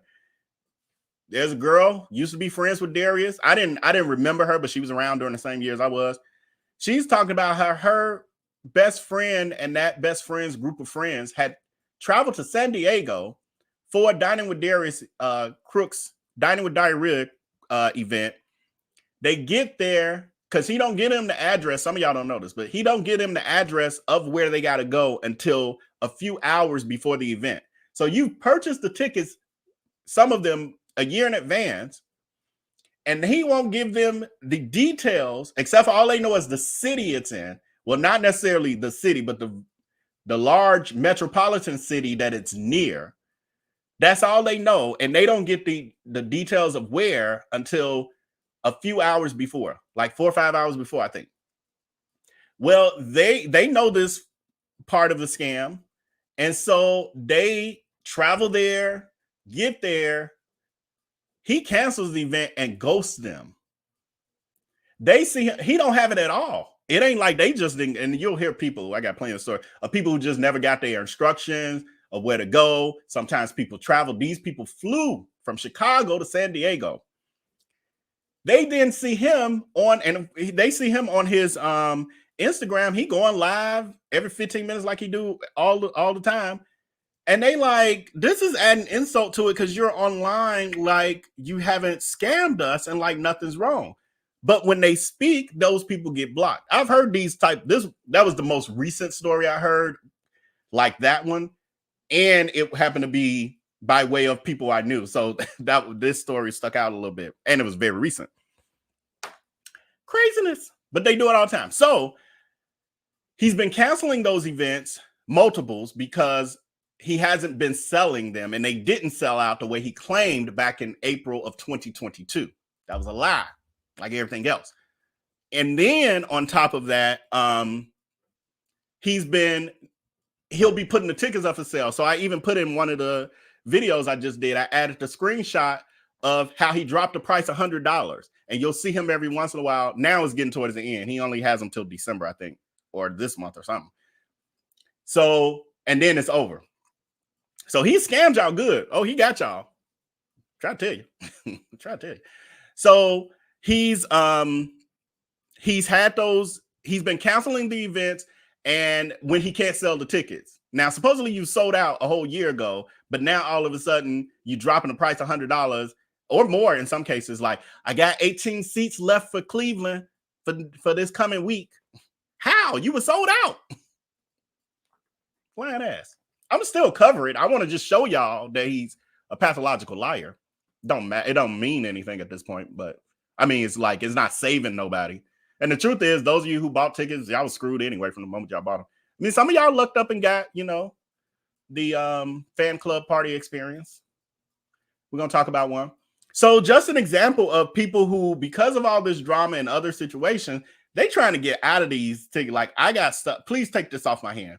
You got this person was, I have 2 tickets tonight for dinner, 7 p.m. for 2. They selling them for $200. The tickets, when they bought them, was $289 a piece. They so desperate, and they like, I don't want to be around that sassy bitch. So please take these off my hand for the price of one, basically less than the price of one. Then I thought I had both of them here. Maybe I only pulled one. Then there was another person. They were saying, I got one ticket for dining with diarrhea tonight, 7 p.m. Unfortunately, I can't make it. Let me know who wants to purchase it. Best offer. Because he don't do no refunds or nothing like that. It don't matter even how far in advance. So they have to try to scalp they dining with diarrhea tickets themselves. He don't try to help them out at all. Oh, but they love him. Oh, they love him, don't they?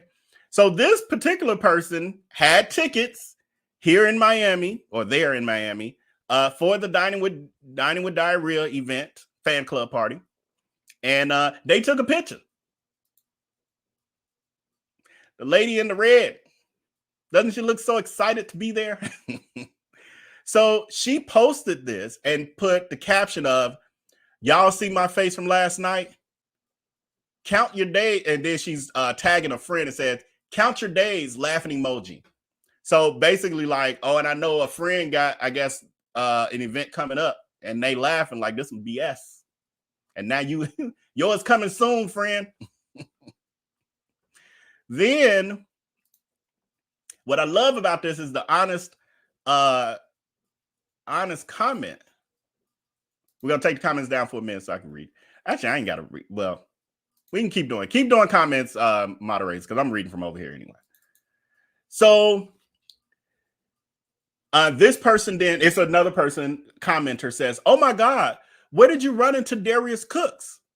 And what's with what about the face? Like your face. I ain't got to put this on the screen for you. I'm going to put this. I think the picture's funnier than the comments. Uh-oh. We'll just leave that up. I'll read what they're saying. Then the lady in the red responds, at his dinner party, it was in a horrible area of the city in a house way too small to accommodate this type of event. And the air conditioning wasn't working. Needless to say, he was sweating profusely and the night just went downhill fast. Unfortunately, the ish show was from start to finish. Person then says, gotcha. Sorry it wasn't a good experience. Then the lady in red, in this picture in red, responds and says, so am I. I requested a refund earlier in the day and was denied. No one I offered the tickets to wanted to go after hearing where it was located. My brave niece went with me, and so did my Glock. So that's the other thing too. He doesn't put these locations. Many people are from the areas. When they do find out, they're like, okay, that's not a good area. He doesn't care about those sort of things. It's about getting their money. I don't know. They don't realize that he doesn't care about them, like in the least. He knows his fan club, 90% of them who come into that are women. He don't care about y'all's safety. He don't care about, oh, let me make sure these are women walking to their cars at night, et cetera, just in general. He don't get no F. Give no Fs. Then another person responds and says, I was waiting for the update. And then the lady in red then says, he blocked me off his page after I asked why the dinner was in the hood. When he told everyone to pull their phone out to go live, I said, nah, I'm blocked off your page. He asked me why, and I told him we'll talk later, but he got missing into one of the bedrooms without saying bye or nothing. People just standing there like, oh, it's over? Complete-ish show. And then another person says, oh my God, your face is telling the story. We tried to tell y'all. Some people have, I don't know. Sometimes I don't really wonder, because I've seen people have not so great experiences and embellish and make it sound better than what it was. Because they'll video it and you're like, it's not good. You could tell it's not a good experience. And they're like, oh, it was just so great. And we were bonding and the music was so great and this and that. And the food was so delicious. And it's like, yeah, no, that's not the vibe it's giving. It's not giving that. They love it. They love it. Another person, let's see, I think this is a random comment. This person is saying, if I was him, hold on, let me enlarge so I can read it. If it was him talking about E-Class, this was not thought out at all. Broad daylight, you pull up in a minivan, run up and tell the victim your name, fingerprint the victim's phone, and give it back to the victim with fingerprints all over it. Then this person responds and says, because it's a lie, that's why. So they saying the reason Darius Cooks' version of the story don't make sense is because it's a lie. Then somebody else responds and says, does not have to lie. Oh, Darius Cooks does not have to lie about anything like this. When have, I'm sorry, I can't even read it without busting out laughing before I finish. They go on to say precious, not my precious. Some old, tell her, give you your name back. She can't have your name. She ain't got good sense. Darius Cooks does not have to lie about anything like this. When have he ever been known to lie? What? What? How about every time he opens his mouth? What? When has he ever been known to lie? I got a whole web page dedicated to his lies, and it's outdated. It needs to be updated. It ain't my web page, but it's a web page. Let me put it on out here while it's fresh on my mind. Some of y'all not aware of this. Actually, let me do a quick screen share. I'm jumping. No, I'm gonna put it in the comments first, and then I'll stick with my order of my notes.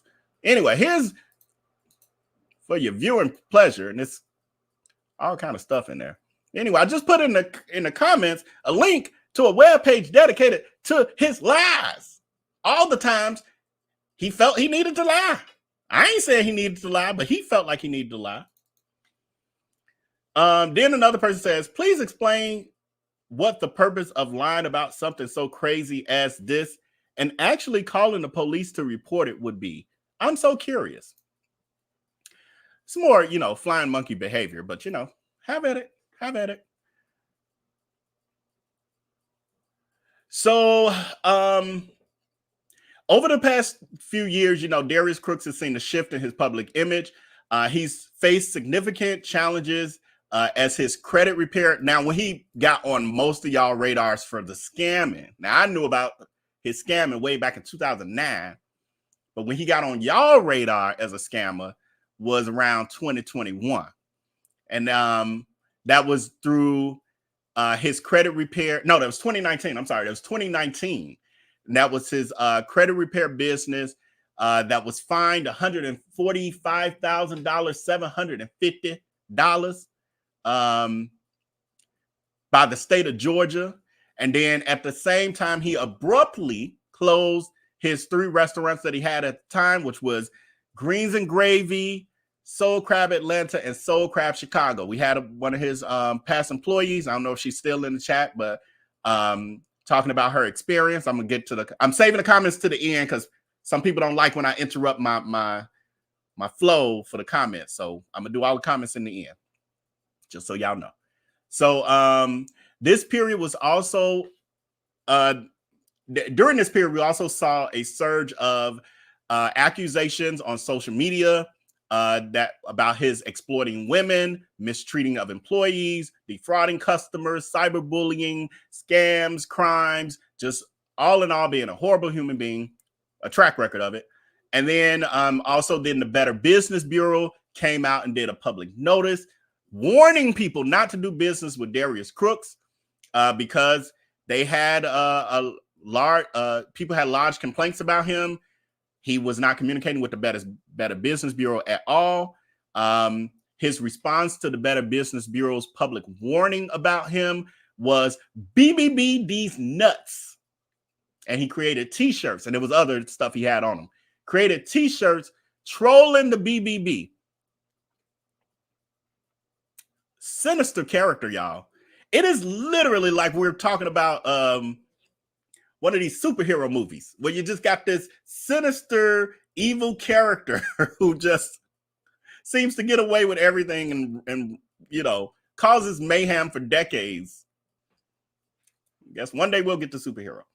So one of the things that has come up multiple times, and Darius Cooks loves to downplay it. And even his former employee, I'm forgetting her name. I think it was, I ain't gonna remember. But former employee who was in the chat was saying she was a part of the situation where the restaurants closed abruptly, and all the lies he told about it being connected to his mental health. He has never been honest about why those restaurants closed. He said that it was stressing him to F out. He was saying that there were no good employees in Atlanta, so he couldn't run a restaurant. Although Atlanta is known for its restaurants. It's known for its restaurants. But he's saying there are no people who could work in restaurants in Atlanta. And I was in Atlanta a couple of weeks ago and had some great cuisine at multiple restaurants. They all had staff. I don't know. Oh, Jesus. So anyway, one of the things has been the abrupt closing of his restaurants, which he always claims is by choice or was by choice due to his mental health. Why it had to be so abrupt? Don't know. Well, I do know, because that's not true, that it wasn't due to his mental. It was due to his mental health because the state of Georgia demanded that he relinquish all of his business dealings in the state of Georgia. So that did cause him some mental health issues. Again, what did I tell y'all earlier on in the show? I said he takes pieces of the truth and wraps it in a big ass lie. The piece of the truth is, yes, he was dealing with some mental health issues. The state of Georgia came down on him, closed his credit repair fraudulent company, closed it because it was fraudulent, made him pay $145,750 in restitution. That's stressful. Then took his business licenses and said, any other business you got going on in this state, give us your licenses. Hold on, I still got that around here, don't I? They said, thank you. For license number 1, for Greens and Gravy, the business license. Thank you. And that's it. Then they said also, Soul Crab Atlanta, give us that license. Thank you. Yes, that would cause any of us mental health issues. So again, piece of the truth wrapped up in the big ass lie. The big ass lie is he says that was the only reason I closed it was my mental health. No, you was forced to close them, and then you had mental health issues. Fuck out of here with bullshit. So anyway, someone on Twitter gracefully put together a little clip of him lying, and it's actually, I think it's the same clip we were just watching of him lying, and they mashed it up with the actual bullets of what was in the consent judgment against Darius by the state of Georgia. And I actually have the legal document. I ain't finna pull it all up. Like, if you don't believe me at this point or believe this, whatever.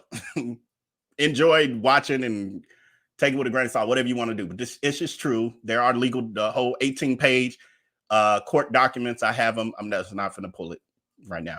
But you will see it here with the bullets. Why don't I have a restaurant? Because I decided to focus on my $1.9 million dinner party tour that I've been doing all this year. 334 dinner parties. That's why I'm in Miami for a dinner party tonight.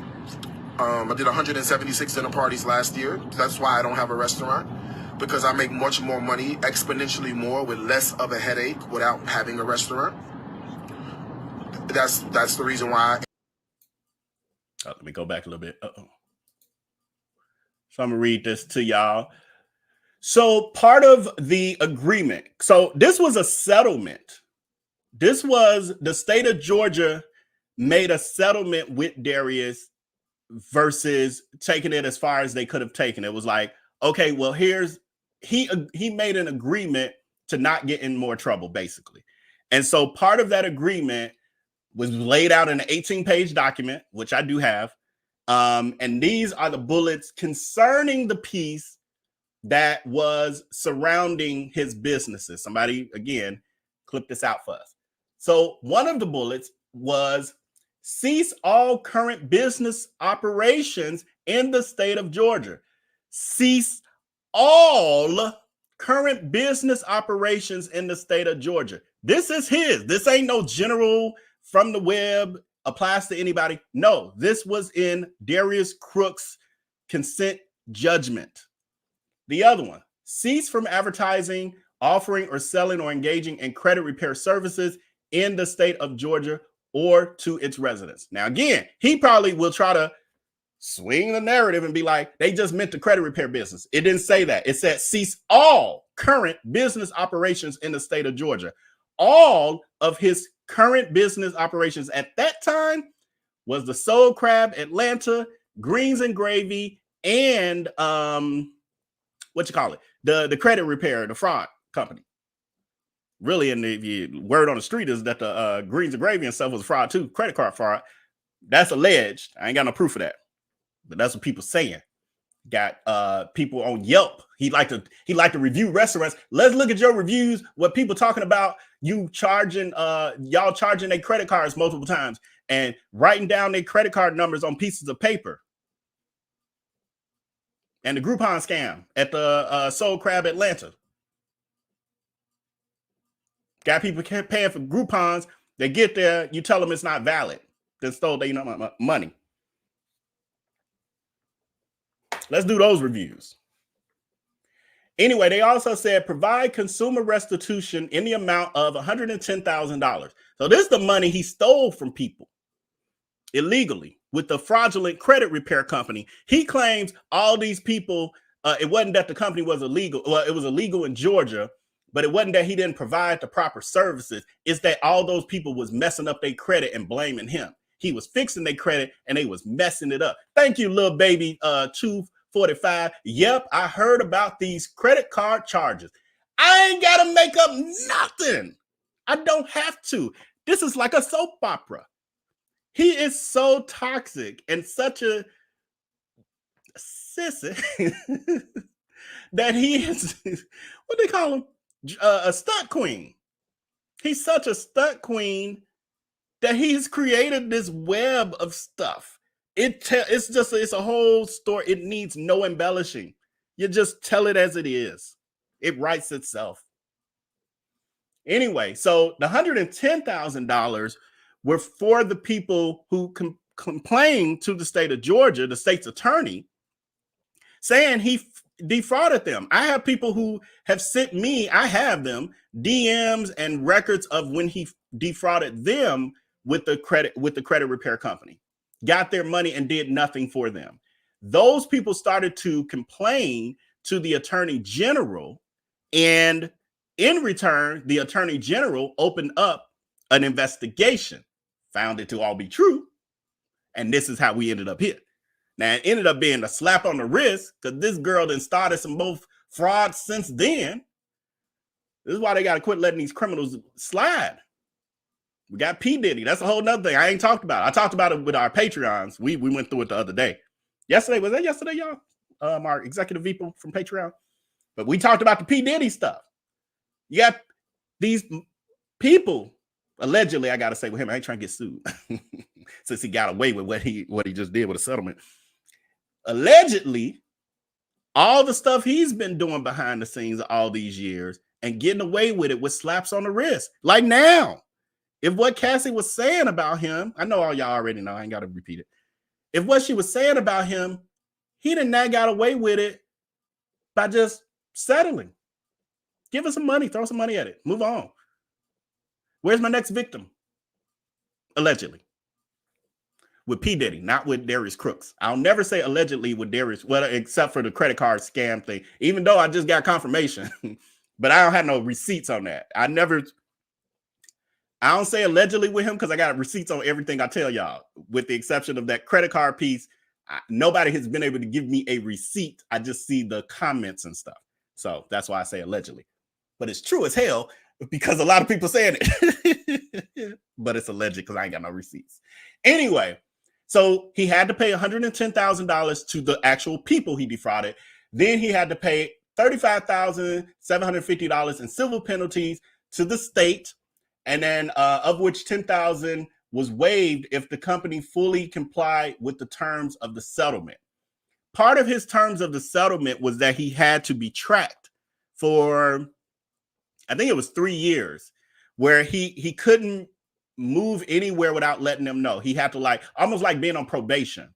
He would have to report, but it wasn't, just he had to let them know wherever his residents were and all those sort of things.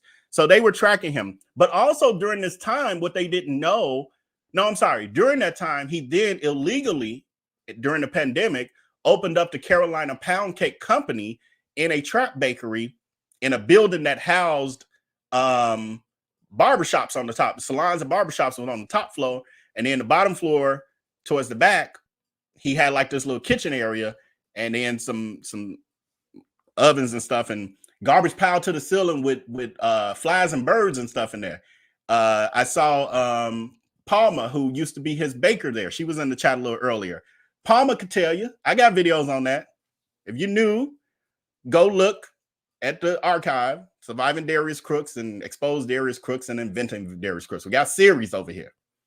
So anyway, that's that. That's just a quick little overview on that, because he wants to keep saying that this whole thing about him losing his restaurants is a lie, and that he closed them voluntarily and they were so successful. I got clips of him like, I've run successful multi-million-dollar, I was earning $3 million from my restaurants. Okay, you were earning $3 million. Let me pull this out. I'm getting confused. Why the hell we got a judgment over here from U.S. Foods? Well, complaint for damages.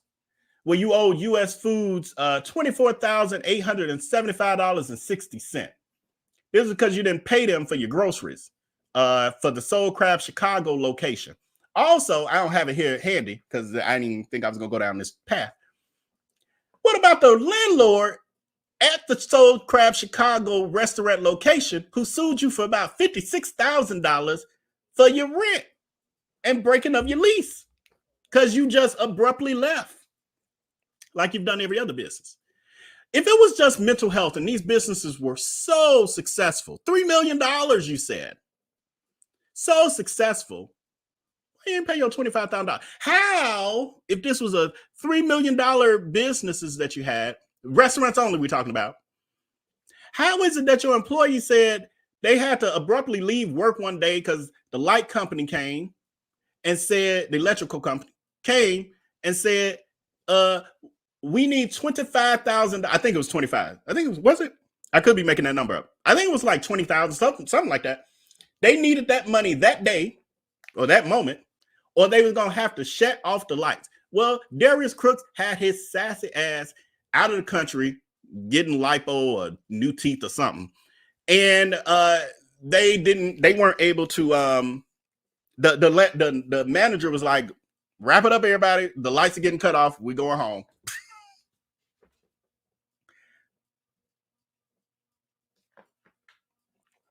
I ain't heard no stories about the licking having they lights turned off during business hours. I mean, if we want to critique, this is all I'm saying. If we want to critique people's business acclimate and critique the way that they're running their businesses, I just think it should be fair game that if you can go across the country critiquing hundreds of Black-owned businesses who are all struggling, it's very rough for the restaurant business in general. In Chicago, we losing some of our biggest restaurants. Actually, me and my friends, we got some plans to hit up some restaurants that are closing. Steakhouses. The Signature Room, which was, for those of y'all who don't know, Chicago, in the John Hancock building on the 95th floor, had a restaurant called the Signature Room. Beautiful restaurant, overlooks all of Chicago, panoramic view, all that good stuff. Closed, no notice. They did a Darius Cooks on us. Closed with no notice. So they was in bad financial trouble. Then there's two others who just announced this past week, they about to close, but they gave notices. That's what you do when you got some money to work with. When you ain't got no money to work with, like Darius Cooks in the signature room, you just close right away. Employees coming like, can't get in the door. That was what Darius Cooks did to his employee and didn't pay them. But he's so rich. Oh, he was so successful with his restaurants and closed just because of his mental health. If you close only because of your mental health and you have money to work with, why not pay your people? That should help your mental health. If you're a good person, if you're a good person and you got mental health issues, you're gonna want to help your people. If you're a bad person, you don't care. You're gonna just try to, F them. F them more. Stick it to them. Begin talking about successful businesses, right? Only got a couple more for y'all. Then we get into y'all comments. I'm done ranting. Soul Crab Chicago. I'm sorry, this was Atlanta. Soul Crab Atlanta. Failed health inspection. August 1st of 2019. Now, this ain't the only one. This is the one I got for y'all right now.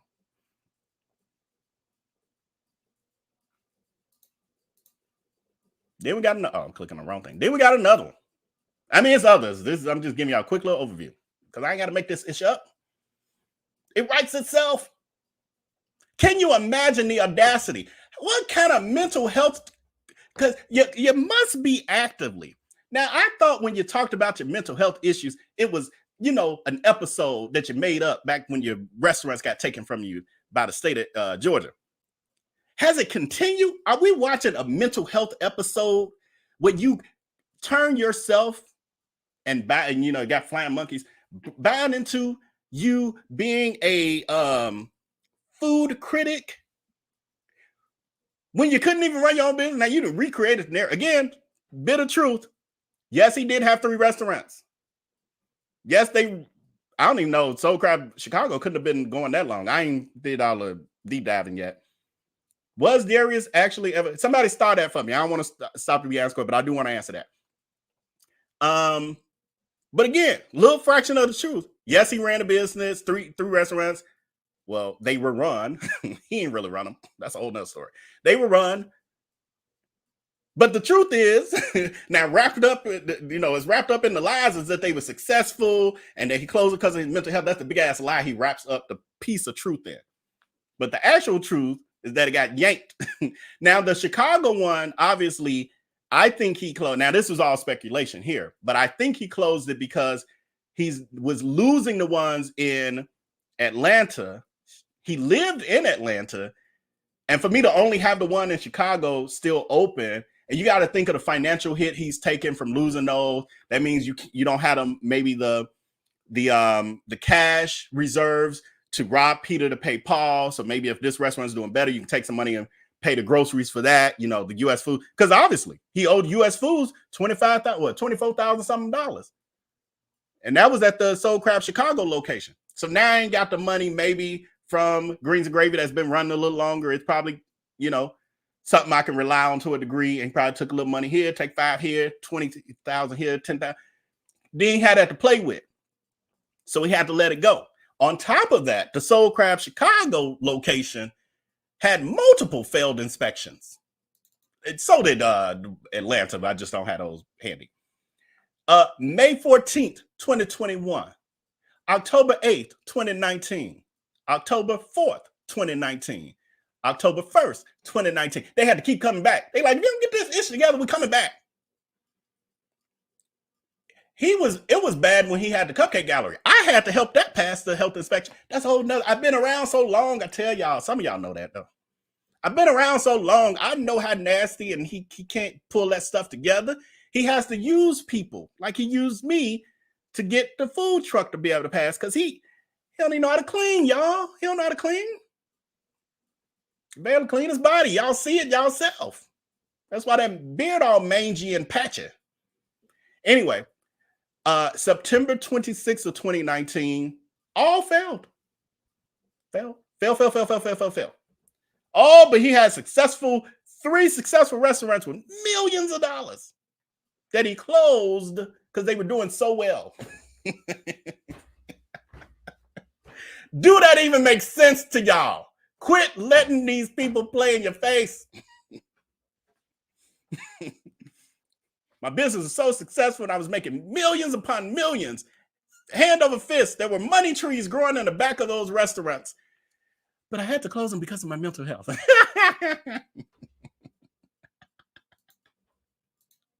Oh, you can't write this ish. You cannot write this ish. Okay, I'm wrapping it up. 2 more topics and we're done. Then I'm gonna get to y'all comments. Yeah, get to y'all comments. So it's funny when you really think about it, ain't it? It's sad. It's sad, but it's hella funny at the same time. Oh, Crooks. How did you turn your life into this? Lord Jesus. Wow. Anyway, so there's been rumor, there's been rumor. Some of you may have heard that Darius Cooks doesn't like black women. I say it's factual. I understand some of y'all can't process this because y'all are doing this kind of behavior. So y'all can't process. No, but that's his following is black women. And he tell us he love us. And he gonna talk to us later. And he hug us when we come to his Dining with Diarrhea fan club parties. He loves us. He gives y'all the perception that he loves y'all. He also calls y'all bitches and hoes and y'all stupid and all these other things that I have. He does that to y'all as well. It's like an abusive relationship. I understand. It's called Stockholm Syndrome. When someone abuses you, but you start to like it, and so you can't leave it. Blind monkey behavior. So anyway, we have, I have done it before. I'm not going to do it tonight, but the origins of where that comes from is literally, thank you, Blink, okay, went too fast. Blink Rocky. So where the origins of that comes from is literally when Darius Cooks embarked on being an entrepreneur. It goes back that far. We're talking 2008, 2009. Darius Cooks is opening up Cupcake Gallery. I'm like, it was about to slip. Like, don't let it go. I know the name of the restaurant or the bakery. The Cupcake Gallery. He was getting ready to open it. I was around during these years. He's creating a marketing campaign. He puts out an ad on Craigslist saying that he's looking for models. Oh, excuse me, y'all. Looking for models. He specifically said he only wanted white models, ages 30-something, 20-something to 35, I think. Blah, blah, blah, this and that. He ain't want no black women in his ads. So he was getting pushback because during this time, he was growing as a social media influencer. He wasn't at the level he's at now. He was literally about at the level that I'm at, where he had some following, all of this stuff. He could post stuff. People are engaging, all of that. He was about at my level. So actually, I think he was a little less than this now that I think about it, but it was similar looking.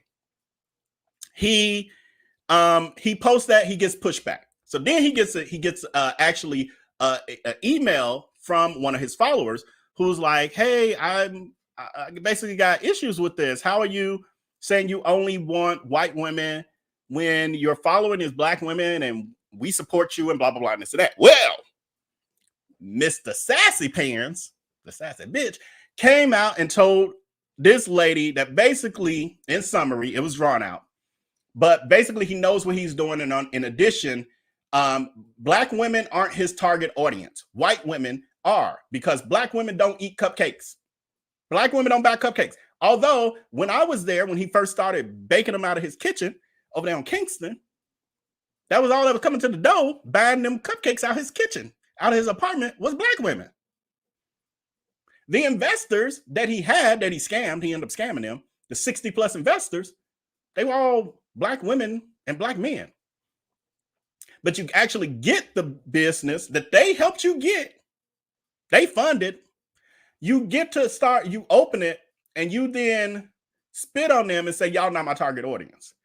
So he tells the lady, and we've quoted it over here, that black women don't buy cupcakes.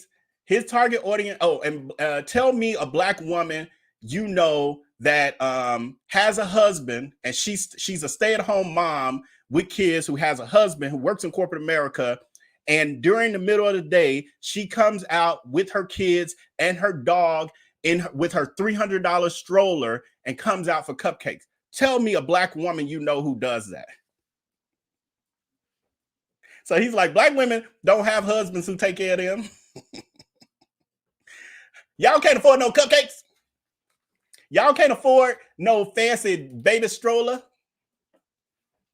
He says all this. I got it now, y'all. If y'all have seen it, y'all know we've covered this. If you were around when we covered this, put yes in the chat, just so the people who don't know will know Vail ain't made this up. I couldn't even tell y'all what video it is because we got so much issue on this fool. Tell you, it writes itself. It writes itself.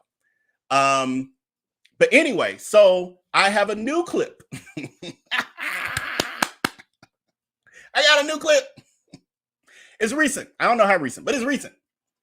It's literally, so what you have to do, again, bit of the truth wrapped up in a hell of a lie. That's how he roll.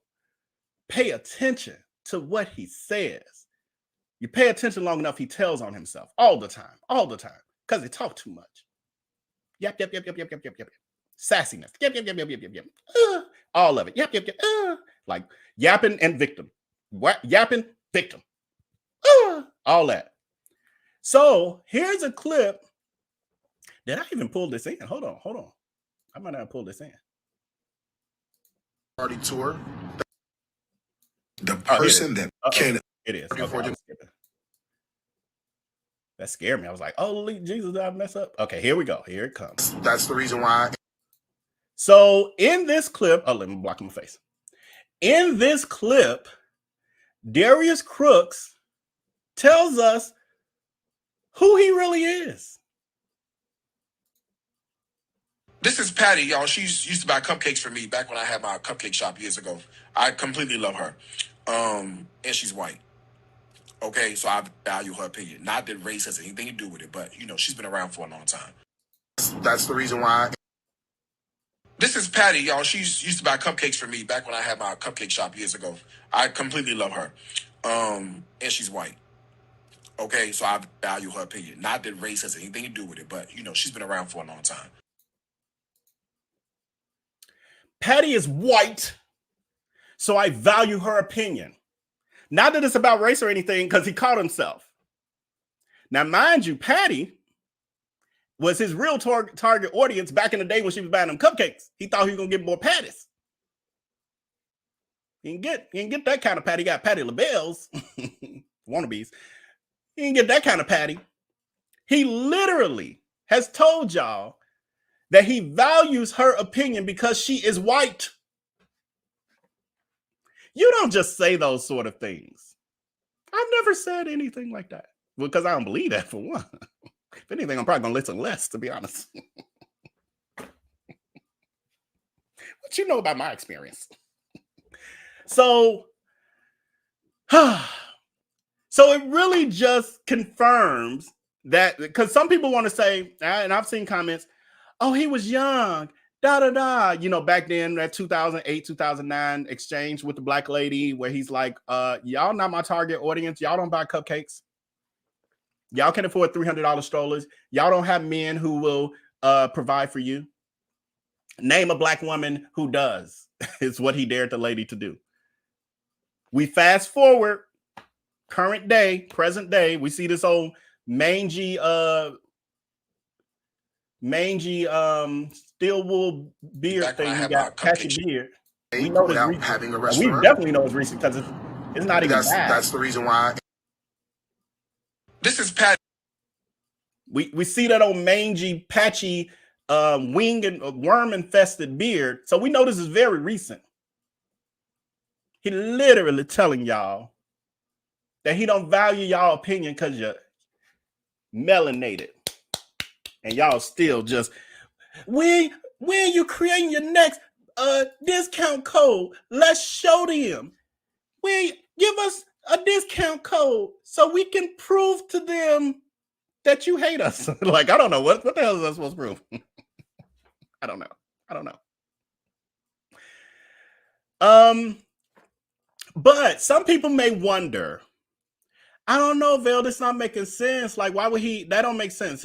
His mama's black. He talks about black women he grew up with, etc. It wouldn't make sense that he would dislike us, although he calls us bitches and hoes and calls us stupid. Literally, I would never, ever, ever, ever, ever, ever, ever say that to any of my people. Now, to a D-hag, I might. No, but I would never do that. It's because it's not in me to say that to y'all, because that's not how I feel. So I feel like if somebody can say that, especially to your followers, your supporters, they created you, they made you, they gave you the platform, they blessed you with that. God used them, as vessels or whatever. But you know what I'm saying? But you can call them bitches and hoes and stupid, and they think you love them? Lord, we've been so abused. I blame it on slavery. Anyway, some people may wonder, Vale, where does it come from? Robin L., you're getting ahead of my story, and I love you for it, friend, because you already know. Mommy issues. Mommy issues. It means something, y'all. When these kids are damaged at such a young age and they don't heal from their childhood trauma, they play it out as an adult. And you get this sort of behavior where he's calling women who support him and love him stupid, bitches, hoes, all that. I hate y'all. Blocks them with no problem. What? You disagree with me? Block. Creates hate trains around them and encourages the rest of the hags to harass people, weaponizes them, never gives to them. I ain't seen him once do no Christmas giveaway, no birthday shout outs. I mean, that's free. Something. It's all about him. And they bought into it. They bought into him flashing how much money he supposedly has and the fact that he gains more, and they feel like that's a win for them. He's really bamboozled them into feeling because you won, that somehow makes them win, and it doesn't. That's what a scammer does to you. So lastly, we will have the sassy bitch scammer, stunt queen herself, tell you a little bit about it. She used to buy cupcakes for me back when I had my cupcake shop years ago. I completely love her. And she's white. Okay, so I value her opinion. Not that race has anything to do with it, but, she's been around for a long time. And I have to tell you, listen, let me say it like this. If your own mother can abandon you and you bounce back from that, let me tell you something. It ain't nothing nobody can do to you that you can't bounce back from. I think that probably is my biggest life lesson to date. The person that birthed you.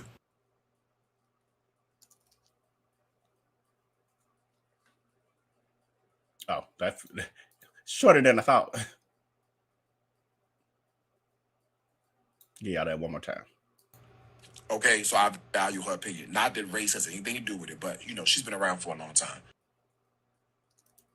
And I have to tell you, listen, let me say it like this. If your own mother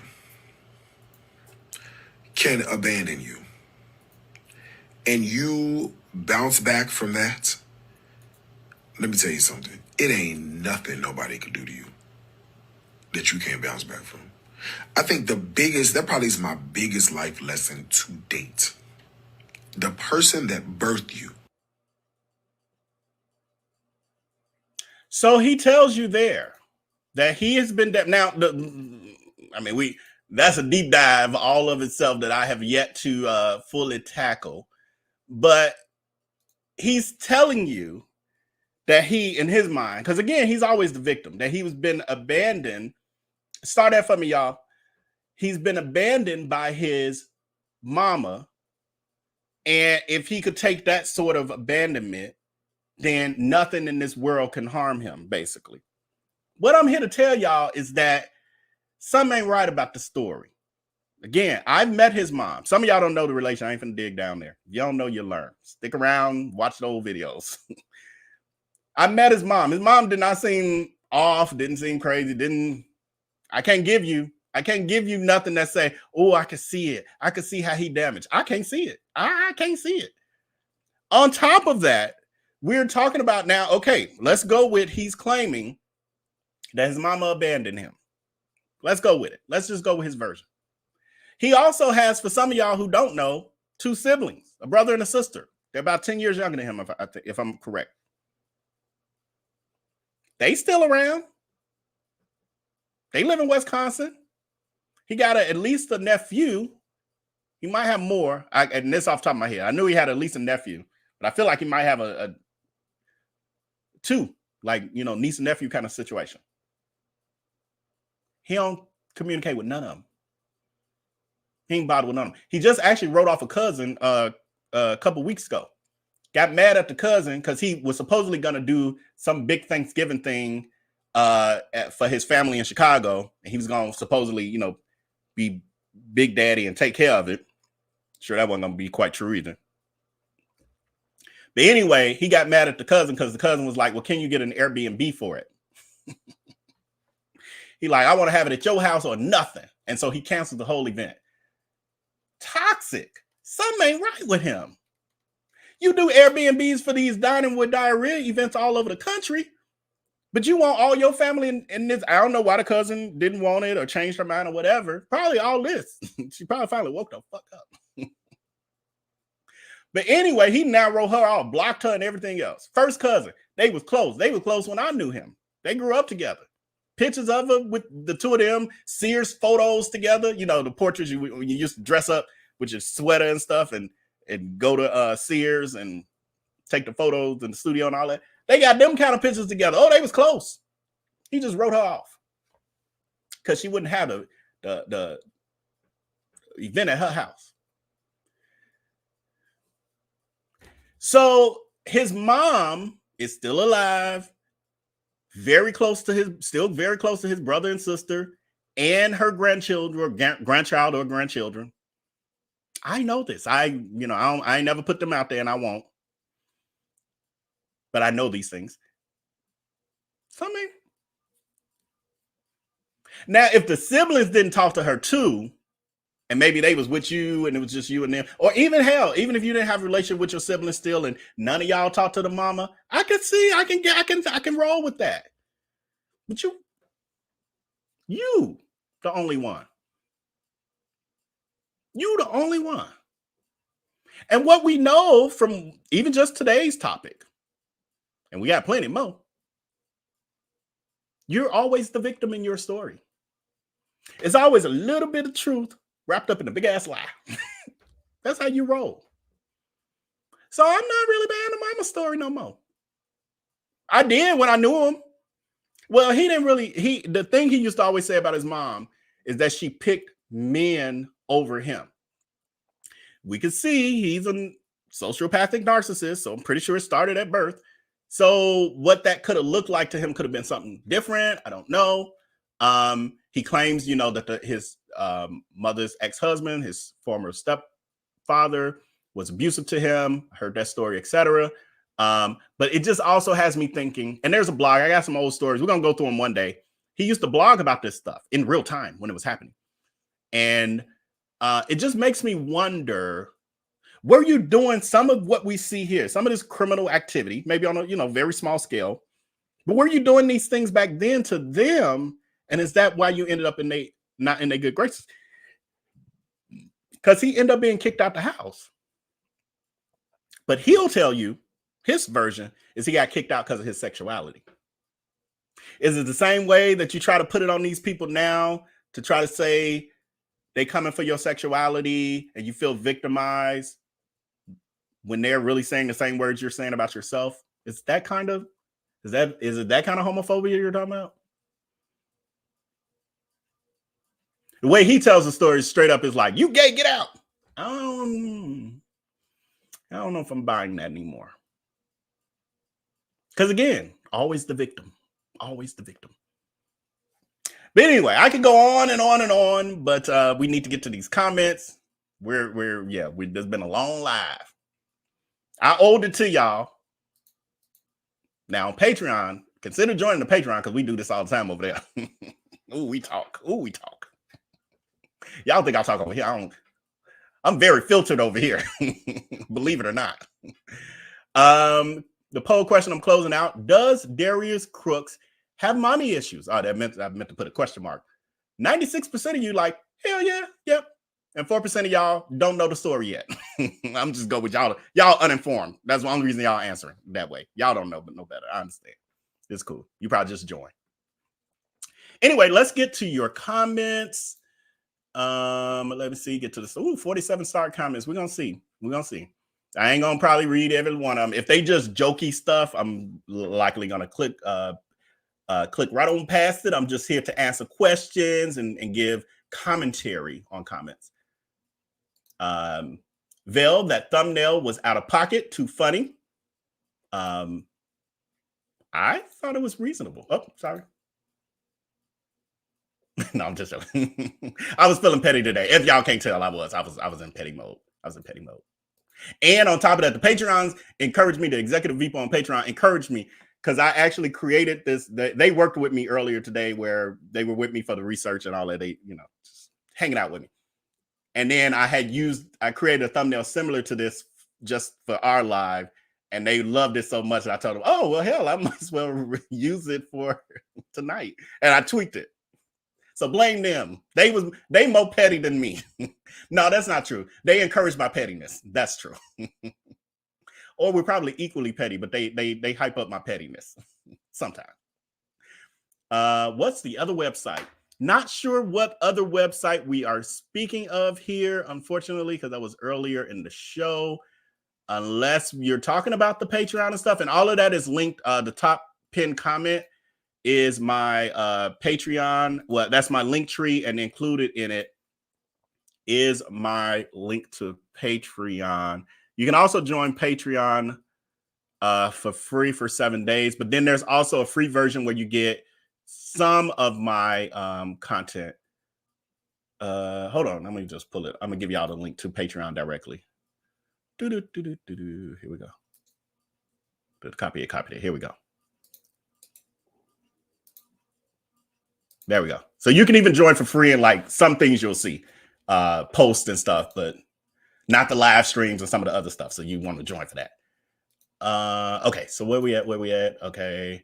I guess he didn't fire Corey yet. Yes. So we know there's been some drama with the Corey thing. Corey lost some now I did catch this. I've been really out of the loop of most of his drama, but I did catch a couple of weeks ago, Corey lost some very valuable footage from St. Louis. So if y'all remember, one of the big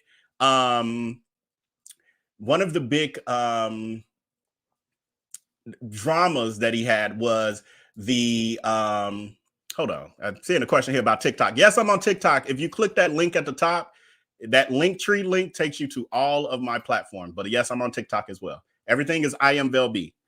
But yeah, so Corey, his videographer, for those of you who don't know, lost his footage of all the slanderous restaurant reviews that he did in St. Louis.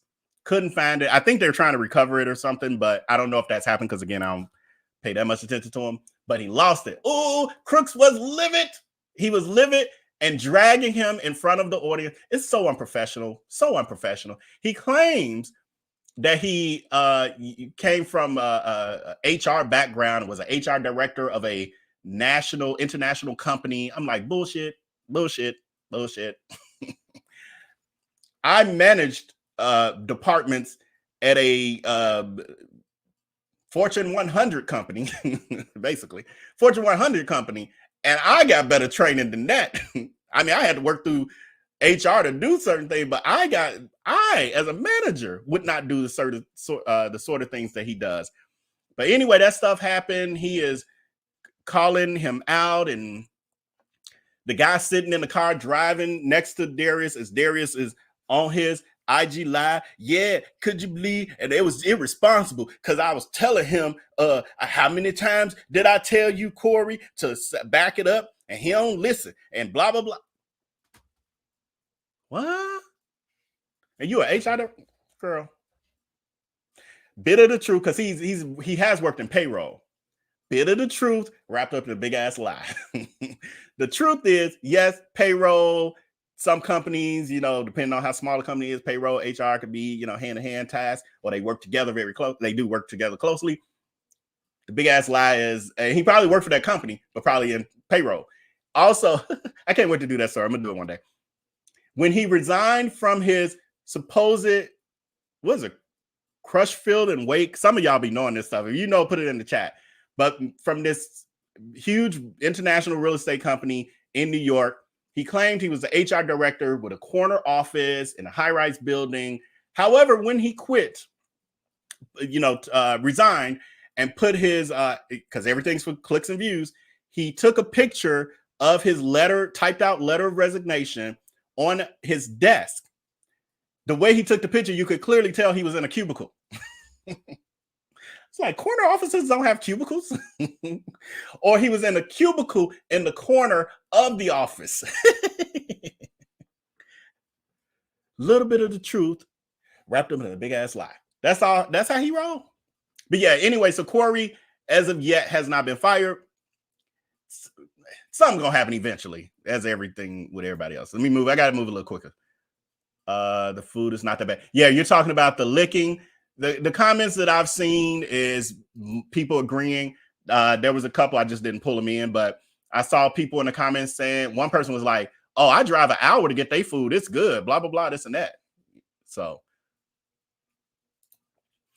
this man claimed in a video he wanted to be treated like everyone else and didn't want special treatment. Right, but then we saw him complain about they didn't want him sitting in this section that was closed. The manager tells him that the lights are off and he's like, it ain't dark over here.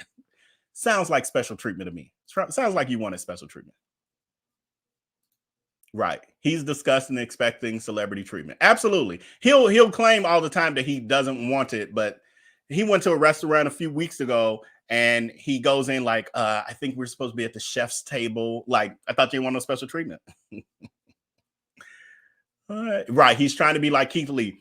This is what he was doing on a low when he came. Well, when the idea started he noticed that Keith Lee was taking off.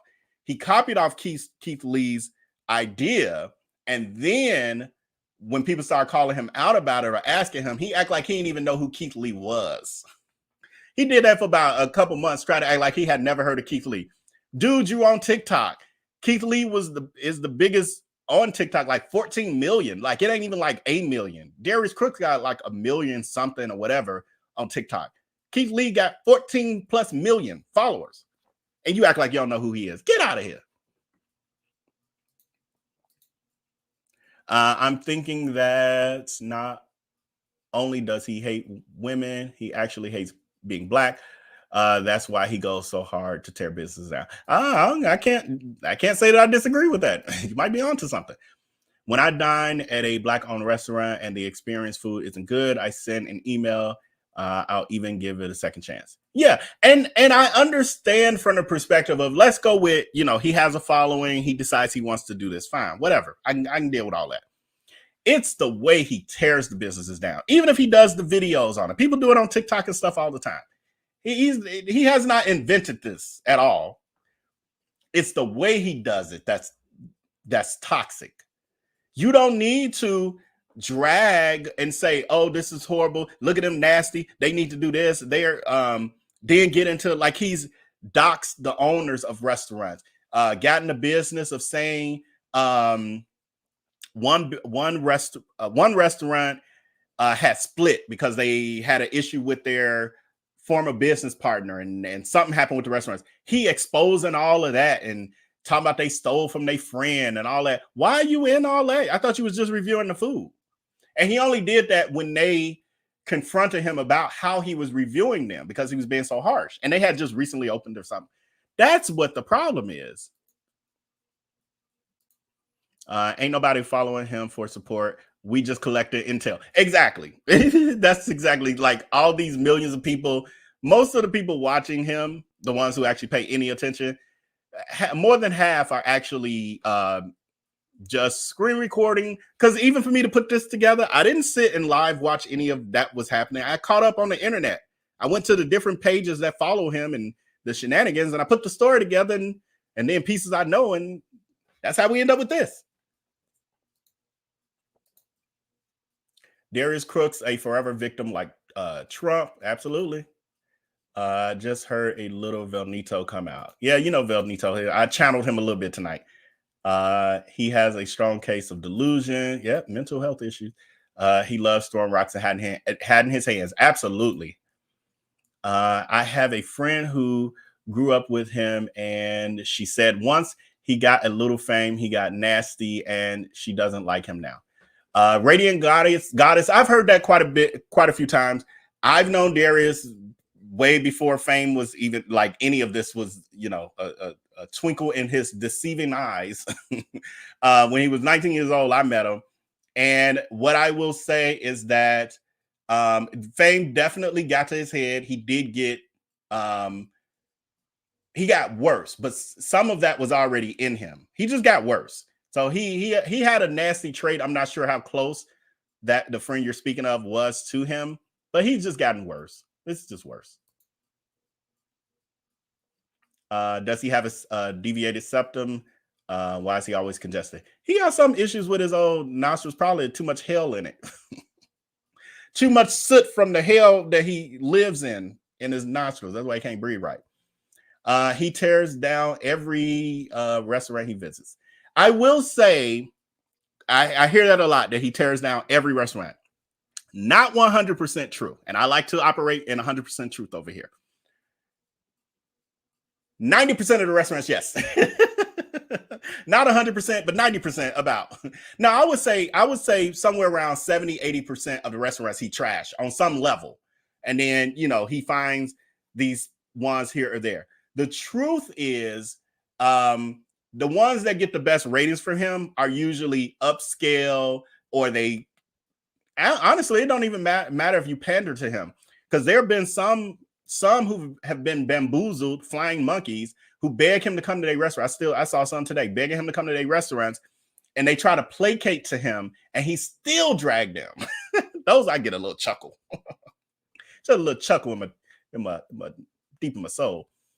But yeah. He tears down definitely the majority. He does, for sure. I can't stand a person who stars ish and plays a victim. Me and you both. Someone just posted on the BBB website that he's just trashing Airbnb. It's funny you say that. Maddie's mama. I saw Maddie's mama. I saw that. I don't know. I saw it. I saw what you're talking about. So maybe I'll pull that for later in the week or something. To cover him. Funny, I'm in Houston too. I'll pay him a visit. I'm a former employee. Okay, this is the comments I was reading. Okay, you worked at Greens and Gravy. So let's see. We lost our jobs because he was lying about his mental illness. Yeah, so you must have been there when you just all of a sudden woke up one morning and saw it on the news.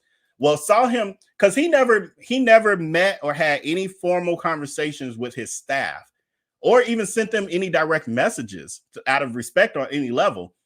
The way many of them found out that it was close, that their job was gone, was when they woke up that morning, and some went to go to work and couldn't get in. The door was locked.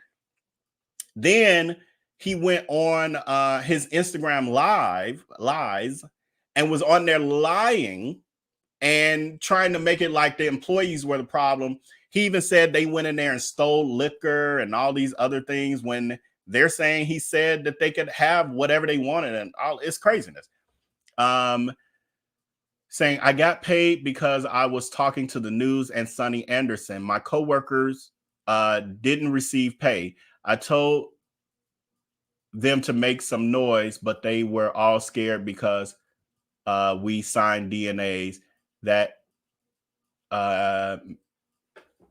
man, F that D. Oh, I didn't know y'all signed NDAs. That's the first time I'm hearing anyone ever say that. Now y'all see a little bit of truth wrapped up in a big ass lie. Because he's like, if I didn't pay my employees, where they at? Why they ain't say nothing? Blah, blah, blah. Oh, because you had them sign NDAs. That's the first time I'm ever hearing this. The NDA part. I know he ain't pay y'all. Well, you know, most of them. I know that part. But that's why people are. It's only been.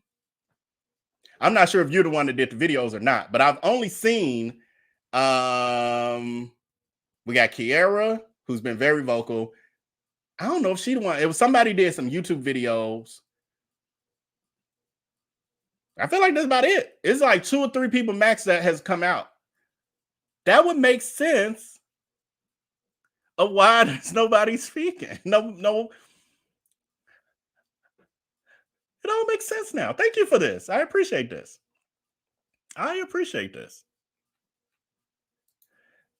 Faith, he was hardly ever there. He was always off getting liposuction. Right. So I did hear this a lot. Because you worked at Greens and Gravy, which means I don't know if you're still here, but you worked at Greens and Gravy, which means that you worked with Lord Christy. You worked with Christy. Well, maybe you worked with Christy, who managed the restaurant, unless you started after she left.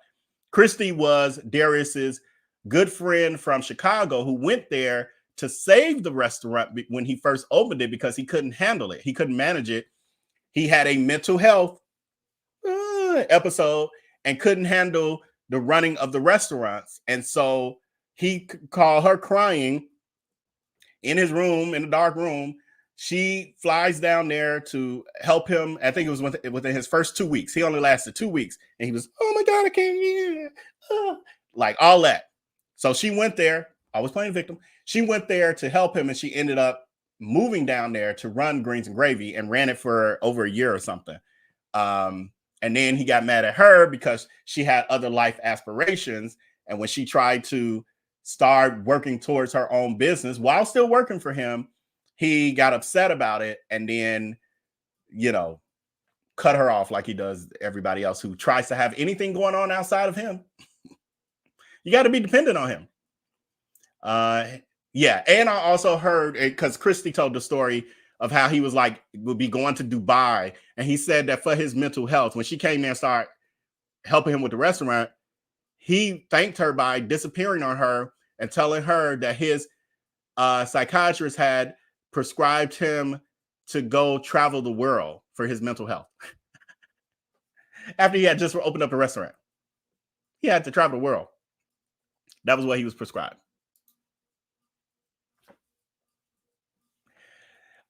He doesn't even like Black women, especially plus size ones, and they are his biggest supporters.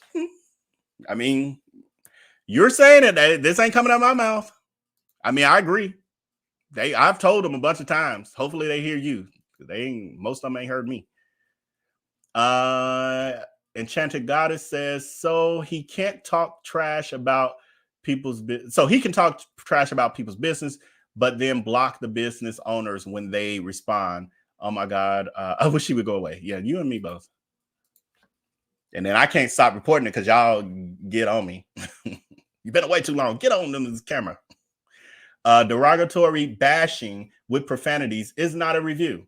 Totally agree, Topaz. Totally agree. He showed his true colors in that one. True colors. I'm baffled that he speaks on restaurants with a failed business. That's it's wild. Yeah. Yep. Hey, this Palmer. This is his ex. For those of you who don't know, Palmer Miracles and Blessings Cake Company is Darius Cooks' former head baker at his Carolina Pound Cake Trap Bakery. The one that I just told y'all earlier got closed by the state of Georgia when they realized it was running illegally because he never got health inspections to get it properly licensed. He just started baking cakes out of a warehouse in the back of a studio salon thingamajigga. Actually, it's the same place his barber was at. The same place where he had that incident where he said the lady was stalking him, male. Same place is where his bakery was located. That's, I guess, how he met the barber, I guess. But anyway, Palma, who owns Miracle and Blessings Cake Company, you can Google this. She does deliver cakes across the country. They are very delicious. I actually am very overdue to order some. But she says this thing should be last to talk about how to treat people. I thought it took back those Walmart glasses. I think she's talking about Jerome, his ex, because Darius Crooks, when he was dating Jerome, who he claimed was a anesthesiologist to his D-Hags, when he was bragging like, this is my new man, he an anesthesiologist. Come to find out, after a long, it's a saga, but after, you know, the ish hit the fan, somebody found out he worked at Walmart in the optical department. He sold glasses, is what I'm saying. Wasn't an optometrist. He was a consultant who tightened up the screws on your glasses. That's what he did. Why lie about that? I have no idea. But you know, he has to have a certain image. He's a damaged human being. We just talked about the mama issues. He never felt good enough. So the money makes him feel good enough. In the strange, odd way, because money is very temporary, but it works for him. His vegan cookbook probably got a recipe with ham in it. Yeah, from the comments that I've seen, I just don't have them off the top of my head. Yeah, it was pretty much like that. Like vegan with egg recipes, that kind of stuff. It was. He hit me up on a dating app recently. I matched just to be messy. First question was, am I a top or a bottom? What the hell? I'm not surprised. When I saw this comment earlier, I think I started. When I saw it earlier, I wanted to pull that picture I had with him laying on the bed with his booty out, with his legs tooted up, his booty tooted. Yeah, I'm gonna have to pull my assets and have them be ready because we're gonna get back into this Darius Cooks stuff. But anyway, I don't know if you're the person who hit me up, because there's a person who also hit me up maybe 2 weeks ago now, telling me a story about Darius Cooks hitting them up. I forgot where they were too, but telling me a story about Darius Cooks hitting them up on the apps. I get these messages from time to time, so I don't know. You could be a totally different person, or you could be the same person. But I've gotten these type of messages before. But this is what Darius does when he goes from town to town. He is trying to get his cakes, his bread basket violated, his cakes smushed. He's on a mission. And I hear he paid for it too. But that's a whole nother story. He does live every day. So I think Trey Keisha is basically asking this as a question. Does he do lives, IG lives every day? Darius Cooks goes on his IG lives with his phone every single day, 2 to 3 to 4 times a day. Sometimes even more. Sometimes it's been up to 5-6 times in a day. He uses the IG lives and he goes to bed. He does the before the edible kick in. So he comes on with them every night before he goes to bed. He's in the bed with his rusty taco meat showing. And now he's vaping weed. He does his edibles. He does his weed getting high because he got to have something to help him deal with all the toxicity that he's creating, all the hell that he causes. He can't sleep peacefully because of it. And so he does a lot of drugs at night so that he can sleep to be destructive another day, cause hell another day. So yeah, he does that every night. He does it in the morning when he wakes up, most mornings, and then through the middle of the day, depending on what he got going on. It's his way of indoctrinating them. And that's why they're so diehard, because they literally feel like they are a part of his world when really he's only showing them bits and pieces and, presenting, He blocked me because I tagged him on TV. His followers don't care if he's lying. Very true, Bridget. Very true. They do not care. Some of them, I've had people comment saying, I know he lying, but he funny. And I'm like, have at it. That works for you. Hey, Chef Founders Wine. How was he assaulted, though? Just asking a question. Well, I guess we would all ask that question. I think the guy's taking the phone out of his hand, if allegedly, because again, we ain't seen nothing. Allegedly, the guy taking the phone out of his hand is what he claims to be the assault. Hey, you there, saying he driving a van? It was a rental. He's in Miami, so he rents whatever he rents when he's traveling. Vel, are you able to find the police report? Probably could. Do I care to? Nope. Will I? Nope. If y'all give it to me, send it to me, or if it's online, will I share it then? Yep. Yeah, I have zero interest in researching on that level for him. I hopped on live so fast to control. Oh, he hopped online so fast to control the narrative. Yes, JRR. That's his thing. That's what he does. He knows the first person to get the narrative out, usually that's the one that gets the most legs. It takes off. So Corey couldn't film this? Lies. Yeah, because he said when Corey was getting ready to film. So I'm just not sure. I don't know.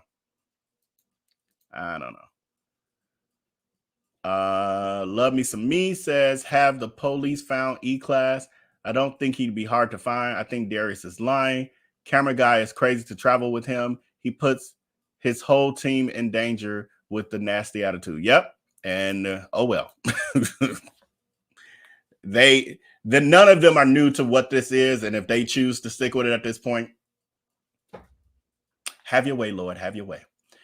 Michelle Anderson says, why is he talking to his followers instead of talking to the police? Because that's what he does. Clicks and views. It's drama. He's putting on a reality show that ain't real. Has he given one good review yet? Yeah, so I covered that. Yeah, so occasionally, again, they got to go above and beyond, and it's got to be to his liking. If he can't operate in ATL, how does he have a warehouse there and selling his stuff out of there? Wouldn't he need a business license to do that? No, he would not need a business license to rent a warehouse space. And he doesn't need a business license to sell e-commerce. Everything's online based for him. So he doesn't have any customers come there. So he doesn't need some of the licenses that would be required for those type of businesses with occupancy and all those other things. So that's how he gets away with having the warehouse in Atlanta, because it does not require a business license, just a lease. Was Darius actually ever a good person? Darius was much better than this. Like, he was not this. This money, prominence, getting attention, and being able to get away with so much over the years has definitely caused him to become a predator, a monster, all of that. Did he have some of these ways? Yes. They were very minuscule, but they were there. Some of this is like, oh, that on steroids. Like him being condescending and a little rude to service workers and things of that nature, or disregard for other people's feelings and all of that. I saw those things, but it was on a smaller level back then. I would be cringing, at restaurants when he would be ordering and all of that. He always wanted to have the kitchen cook specifically to his liking. It was never where he would go somewhere and just order the way it comes off the menu. Always had to adapt the menu. So now he's doing that, but even worse. And, going to these restaurants across the country and destroying them. Radiant Goddess, Vel tells the truth, but he is funny. I remember him from Salem Baptist Church. Oh, Radiance, I hate your thumbnail picture is so small. Hello.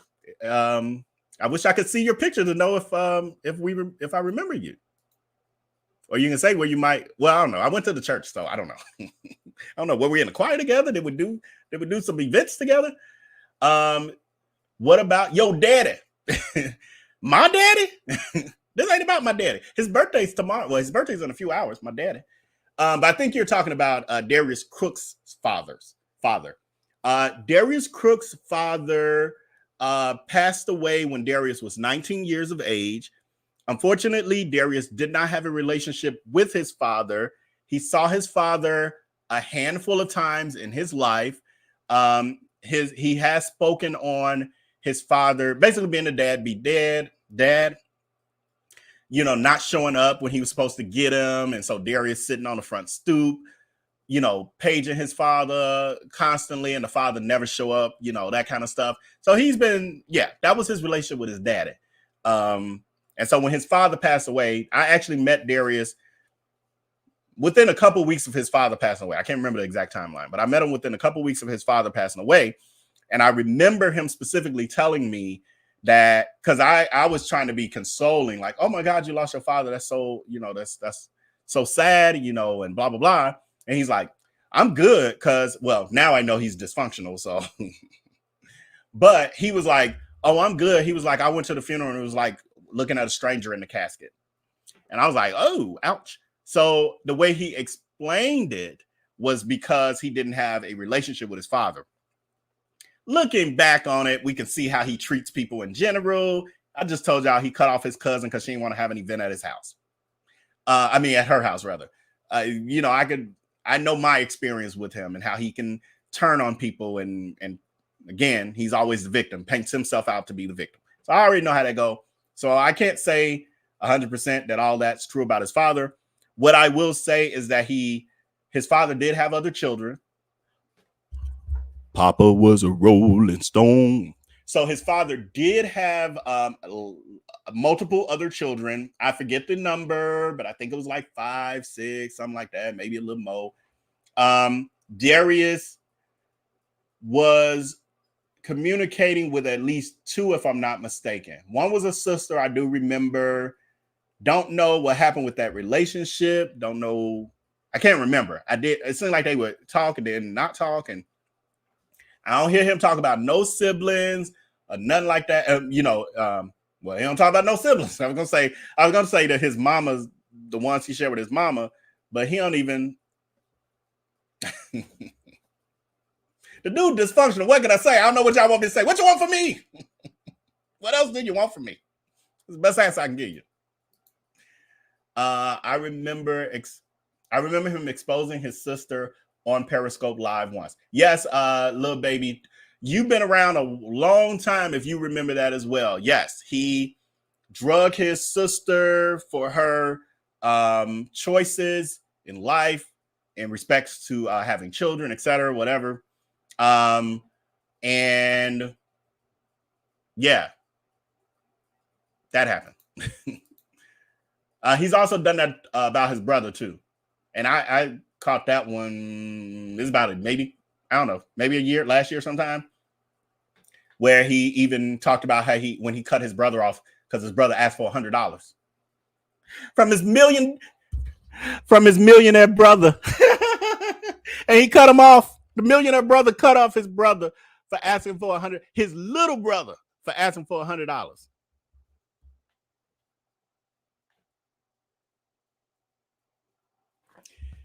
And he's not a crackhead. The little brother, it wasn't like he, just some ratchet mongrel.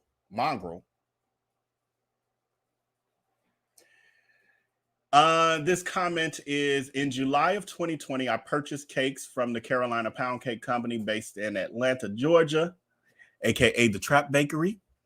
The cakes came unsealed during the time of COVID with mold and hair inside the cakes. I reached out to the company owner, that would be Darius Cooks, we can just use his name, Crooks, for a refund, and was cursed out and ridiculed over the internet. Sounds about right. I immediately contacted my bank and was told I had to. I was recently told, cut off. You had to do what? I don't know what happened. I was recently told that I should do a BBB complaint for a refund. That ain't gonna help, friend, unfortunately. And for one, it's been a long time. But for two, Darius Cooks tells all of his. You could report it. Just who knows? There may be a class action lawsuit at some point in the future. So just for the purposes of getting on the roster, I would still report it to the Better Business Bureau. However, and you may not be aware of this, but the Better Business Bureau actually gave a public warning notice. I guess this story here tells me we need to revisit that this coming week.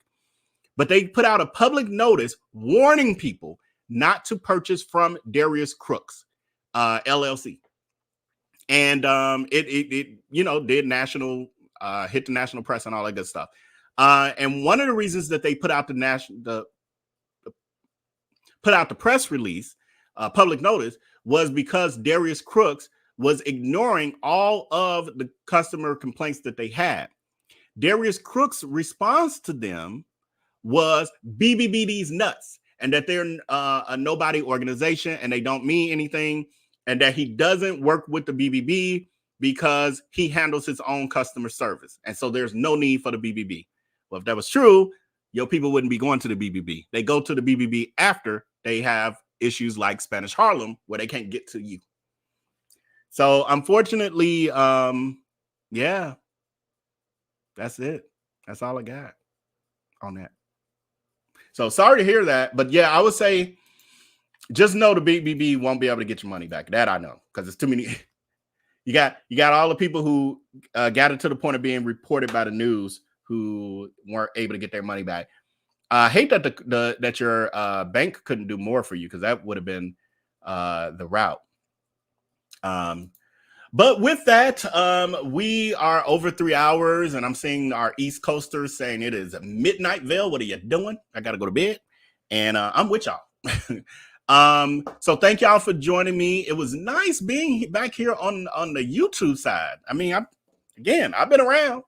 If you want to hang out with me outside of these YouTube videos, consider joining our Patreon. You can even join for free to just stay connected and see what I'm doing over there. Patreon.com/IamVelB. You can also find me on all social media platforms at IamVelB. That's Twitter, Facebook, Instagram. Who won't forget TikTok. I'm over there. So with that, I will see you guys very soon. Thank you. And make sure to hit that like on your way out. Where we at with the likes? I don't know. Remember to hit that like. And until next time, make sure to take care and be blessed. Peace.